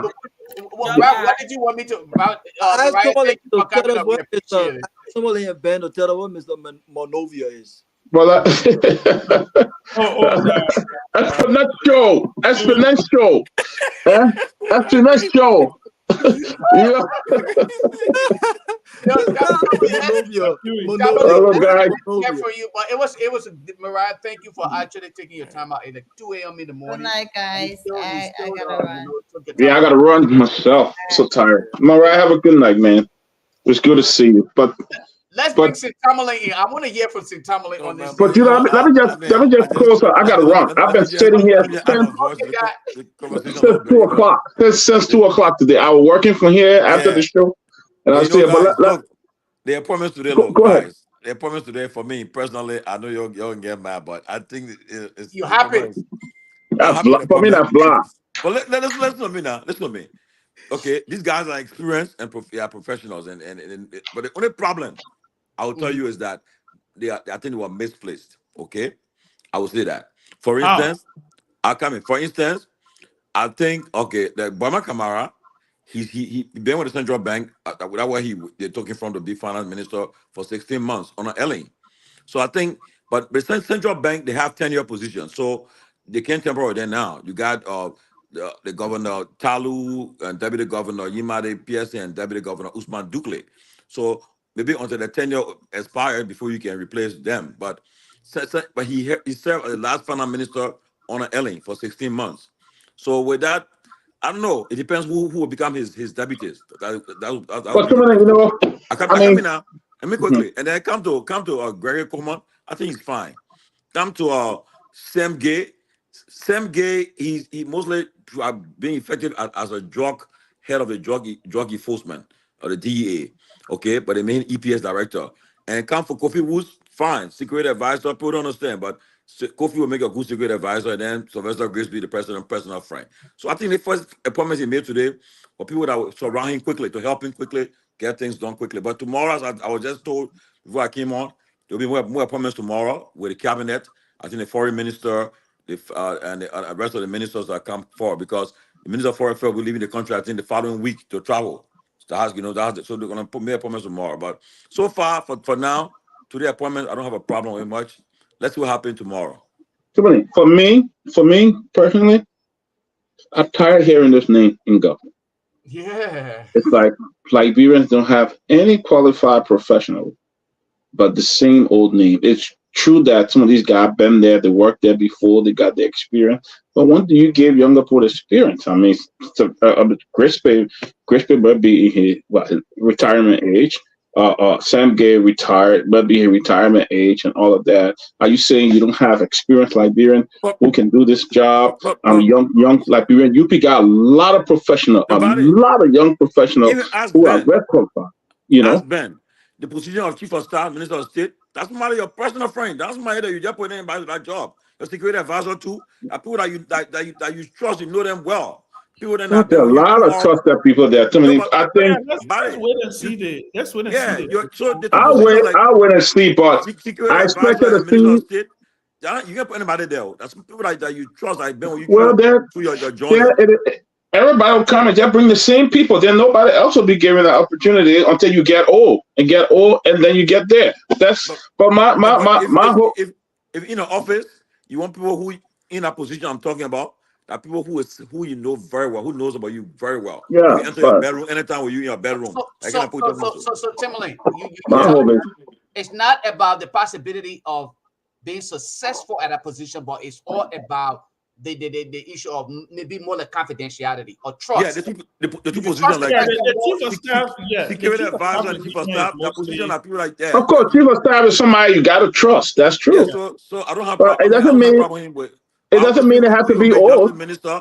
justice minister, defense minister, of going forward again, health minister. Want to see who will be in the position. But right now, for that two positions, against security advisor and his chief of staff, that his personal choice, people that he trusts, like a confidant. So, but we'll see going forward tomorrow. We'll see more of the promise tomorrow. Just like Oh, we anybody look forward. But I mean, they who are very know, qualified people, though. Don't get me wrong; they are very qualified, to hold that position. But I just expected to have seen somebody other than the name that I've heard the last 20 years or something. That's all. But Judah, man, you guys, it was great hanging out. I've been here since 2 o'clock, so I gotta go All take right, a little break. I appreciate it. yeah, Bless you good guys. to be on across Africa, man. Good, Yeah, very sure. Thank, Judah But thank for but you. sure, man. I Julius, hope I can Julius, join you. I hope lastly, I can right? join you again, Julius, man. I love it. Julius, lastly, Yeah. right? Lastly, if for instance, if he appoint men like this guy they call Numeli, what I need Numeli, eh? Uh-huh. The Princess guy, Yumile? the guy will say he will mock the guy, he will kill somebody. Like that kind of guy you normally will have problem with because he threatened somebody's life. Okay. Yes. And then some people too, I hope someone there watched the Facebook post in the past. So it will Yes. come up. If you wrote some foolish on your Facebook page and you made some foolish comment, people are gonna bring it up. So I would know what they're doing because they will be scrutinized thoroughly. I would know. Definitely. Definitely. But Well, guys, it was great having you great on your show. band. Yeah. Yeah, Yeah, great you show, know. great show. I mean, I think like Tommy said, let's wait to see what comes out tomorrow. Yeah. So are we closing it up tomorrow or what? We're not gonna let it go because we got new names coming up tomorrow. Yeah, we'll see. Let's see what they. Yeah, tomorrow we'll continue though. Okay. So Yeah. okay. I think we should do something tomorrow. Like Yeah, I inaugural think week. so. I think we Like should. inaugural week. We'll be part of the process. Yeah. Okay. Ben, Yeah. your probably come out of Ghana now. Who? Nana? That probably like good time, eh? Nana Imoriel. No, I think he left. He been here Sunday. No, I think he left. Oh yeah. Is he related to George Weah? But remember, but we are like Ghana. We are like Ghana too. I probably love Ghana. I probably love bro. Like he has Sunday. My friend gone. I'm a puppet. Nana Kufa do that. I've been in Papi though. I'm a puppet. We go way back. You know, I met him when he was foreign minister of Ghana. You know, foreign minister. Oh yeah. He actually was the one that broke up the peace talks that led for Taylor to leave Liberia. Oh, okay. He was the Minister of Foreign Affairs under President Kufuor. And I remember very well, he was first member of parliament, and then he became, because you know in Ghana, you can be in parliament and become a minister, the parliamentary system. Okay. So when President Kufuor named him as Minister of Foreign Affairs, I got a chance to get to know him personally. We met no matter the time when he came to the States when I was at school in DC, we would meet. Then when he became MPP standard bearer in Ghana, because you know the party is called the MPP in Ghana. And you know, he always had affinity with Liberia, very close ties with Liberia. He was always in Liberia. So every time we go to Ghana, and I remember his first run, he lost that election by a 10 margin. I mean, something similar to what we just saw in Liberia. He wasn't president then, right? He lost to then former President Mahama, the person now who looks more likely to be coming back. You know, a lot of presidents are coming back. So who knows what will happen in 2029, you know. But he lost with a tin hair to Nana Kufuor, to Mahama, and came back and beat Mahama and became president. He became president. You know, we met a couple. I just got a text about. I'll keep it secret. I know why he Labro for. What he Labro for now. Nah, no. You see it? Yeah. So, but he's a good guy. He's retiring this year. He's retiring from the presidency this year. So he's retiring from the presidency. I feel better like Ghana today. You know why? Go Ghana free. Oh no, my man! Listen, I tell the people when I And look, the man kept to Ghana. Can't say you want come back. Right? my man, look, we got network all over the region. Even Tinubu's son is a good friend of mine. You know, I tell these people, you know, when you have relationships, you keep, you know, most of these people were in opposition. They used to go to Liberia. You see there, you know, because of the whole ECOWAS thing, you know, so some of them, these are the people who taking power now. You know, even Felix Tshisekedi. You know, I know Felix Tshisekedi from DR Congo. I know him very well. I know him very well. Yeah. So Nana is retiring. Great president. I mean, he has some problems. I think his vice president is the one that is now running for president, but I think Mahama is gonna win. I saw Mahama. You know, Mahama is very close to BOAKAI. Mahama was over today. What's his name? Ibrahim, his brother, used to have a business during the UP years. I saw him in Liberia too today. So Liberia was very packed, you know, very packed. You know, we did have, you know, we just made a decision not to go to give them there, you know, but listen, man. Again, Liberia was packed until we messed it up for ourselves. I know. Time to really celebrate out here tonight. Said we drink champagne because we made history. You know, Liberians celebrating. People still had the inaugural balls. No, those are the ones that already took their Christmas, December vacation and just had to go to. And let's send our condolence to the guy who lost his life. They say he just got into Liberia. They say he had just arrived in Liberia. Wow. And he lost his life. So we hope that we pray for his family and we pray for his soul to rest in peace. And I understand one or two people are still in the hospital too. So, and we wish the president well. We wish the president. Oh my goodness. You know, hopefully we can use this as an opportunity to, you know, to learn from it. And maybe we say with every tragedy. Yeah, I know we do. Exactly. Everything that happens, we can do with live, right? We said the same thing. We said the same thing about the firefighters, right? The fire incident, and here we are again. But you know, hopefully we can actually learn from it and don't repeat what happened. But again, I don't know if I trust the UP guys that are coming in, but we'll wait and see what happened. That I can only everybody in Maria with a fire and the rest in the CV. Oh yeah, and then what I noticed too on Facebook, some people just put that up. So today they go, everyone put it there. Yeah. Everybody congratulating them. Everybody in Liberia with a. No, but honestly, I don't know what. Happy New Year, my darling. I'm sorry. She didn't respond. Oh my goodness! Happy New Year, man. I don't know what supposed to be on the government job. I saw it. I know. Happy New Year. But my last thing I would say though is I'm appealing to all my UP friends. Give the president a chance to form his government. Right.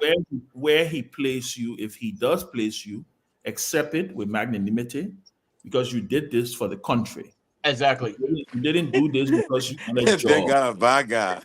No, I'm just saying that. I'm just saying. People did it for the country. Yeah, they did it for the country. I'm a biggie. They did it for the country. They did it for the country. We the one who didn't do it for the country. We didn't. We agree. Yeah, because you guys are not moral conscious. You're not moral conscious. So right. I pray that they all are patient with the president. If the president made you assistant minister, accept that assistant minister job. Don't go there and go be saying you want to be LPRC managing director because I hear some of them making demands. The president will put you where he thinks you are fit. Embrace the rescue mission.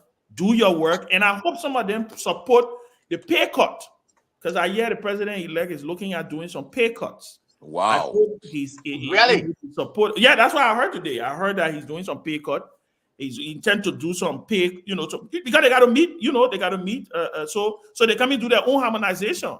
Yeah, because the first payroll is due end of the month. Yeah, but they got 40 million in the consolidated account. They left money in the consolidated account for them. And lastly, I want to say to my Papa Prince Johnson, don't get vexed with the president.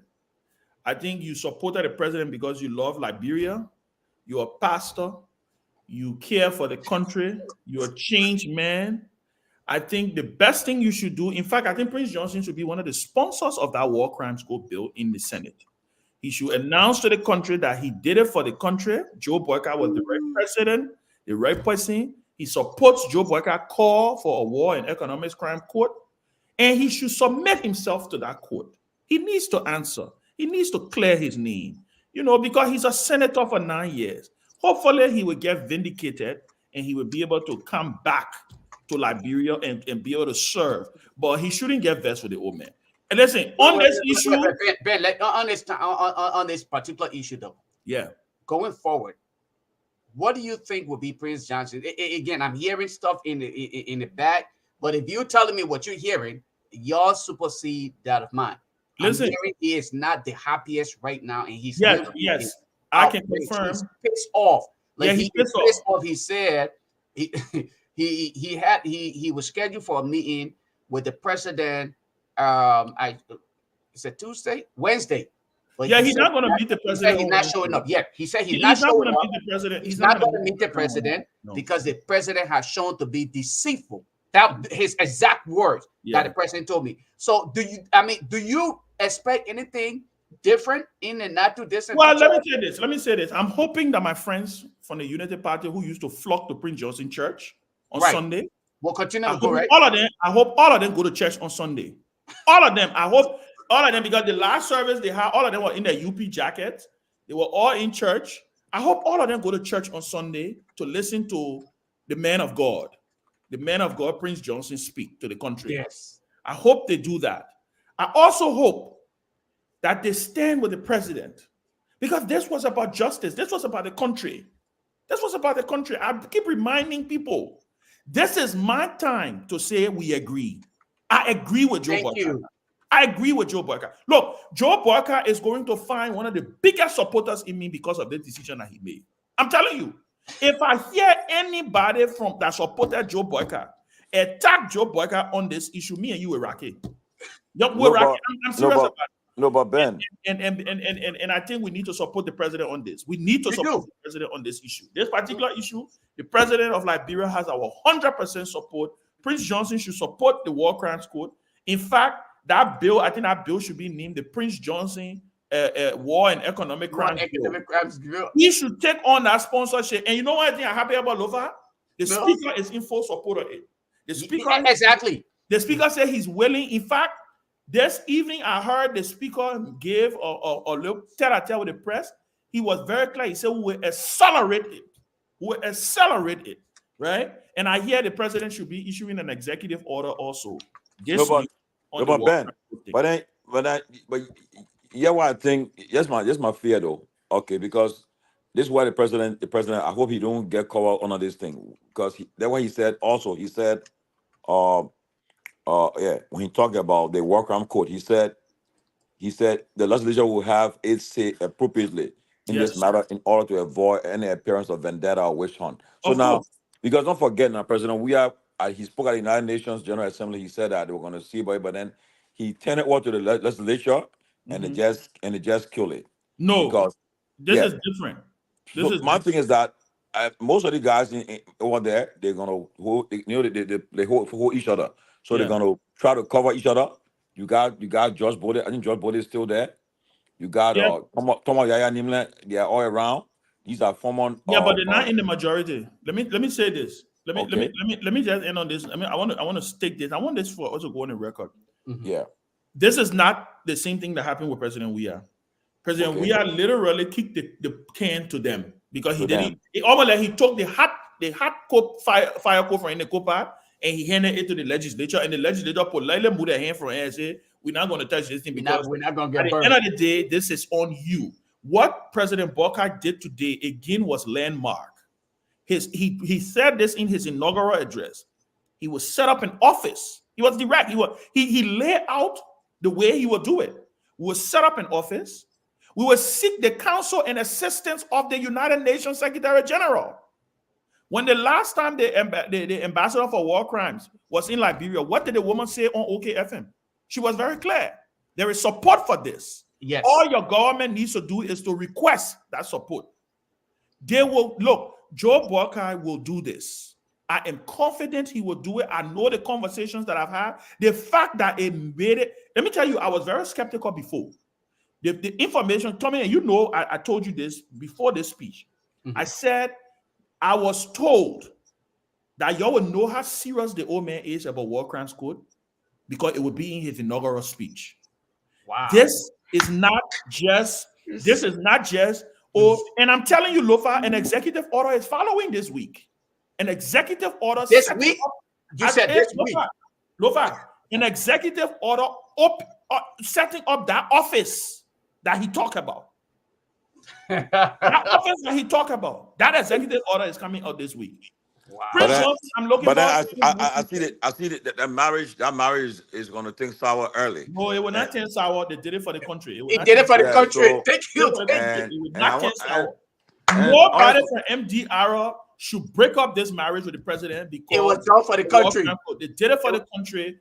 They should stick by the president. We support them in this effort, and we got to get justice for our people. Wow. Thank you, God. Thank you, man. It was a good one. Thank you, God, for being. We agree. That much time to agree now. So we agree. They said no time. Yeah, no time. We agree. No time. We agree. No time. And listen, I'm telling you, Joseph BOAKAI is up to something. He's up to something. I'm telling you. Ben. And you know, and the good news, that man ain't running for re-election. Oh, yeah. Thank you. He's not running for re-election. You can't hold him hostage. Look at me. What Prince Johnson will say, he fair. Prince Johnson will get fair. He will say, he will be bound up for it. I mean, and Lofa, to be honest with you, Lofa, for the last 3 elections, Prince Johnson he decided who become president of our country. Tommy, you must call the paper tomorrow, man. Let's talk to the paper. I know, yeah, that bring on the show. Yeah, tomorrow. Let's get his thoughts on it. Let's get his thoughts on this. Ben, they are calling you say, hey, I must not best of it. Come on, baby. You can just oh my God. Robert, thanks, man. No problem. Happy birthday, Tenny. Happy birthday, Tenny. That's my older sister, all the way in Madison, Wisconsin. Happy birthday. Okay. Yeah. Happy birthday, Beverly Pajibo. Happy great seat. Happy New Year, Beverly Pajibo. Message. She sent me Happy New Year message. I didn't answer. Happy New Year. We're having our fire Sunday in Apple this year. Okay. Oh yeah. Happy New Year, Ben. In Wisconsin this year. I feel in Wisconsin? Yeah. Oh, okay. Yeah. All right, guys. You have a good one. Man, we gotta get Isaac Jackson on the show tomorrow. I think. Ben, he on Susan's show tonight. I was invited on Susan's show, but I had to be here today. I told Susan, I said I wasn't going to make her out there. But he can say this is. He can say Ben. I beg you. I see you, man. I beg you. Going boy Jack. I see you, man. All right, man.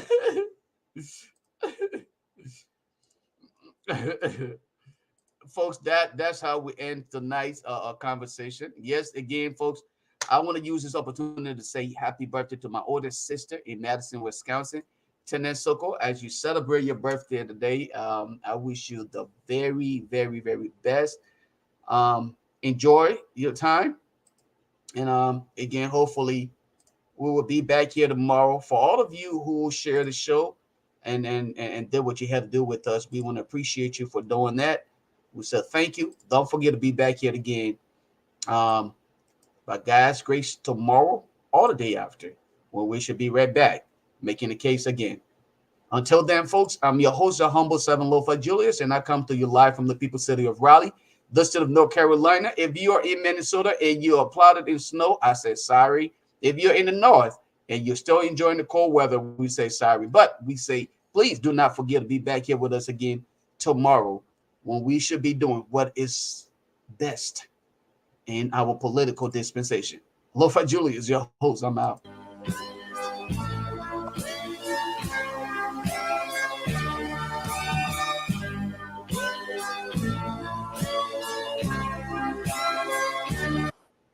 Japan is ruled by Japanese. England is governed by Englishmen. America is governed by Americans. So Africa must be ruled by Africans. I want to know who owns the land. We must rule from Cape to Cairo. We must rule our property land. I said, we want to know who owns the land. I want to know who owns the land. Hey,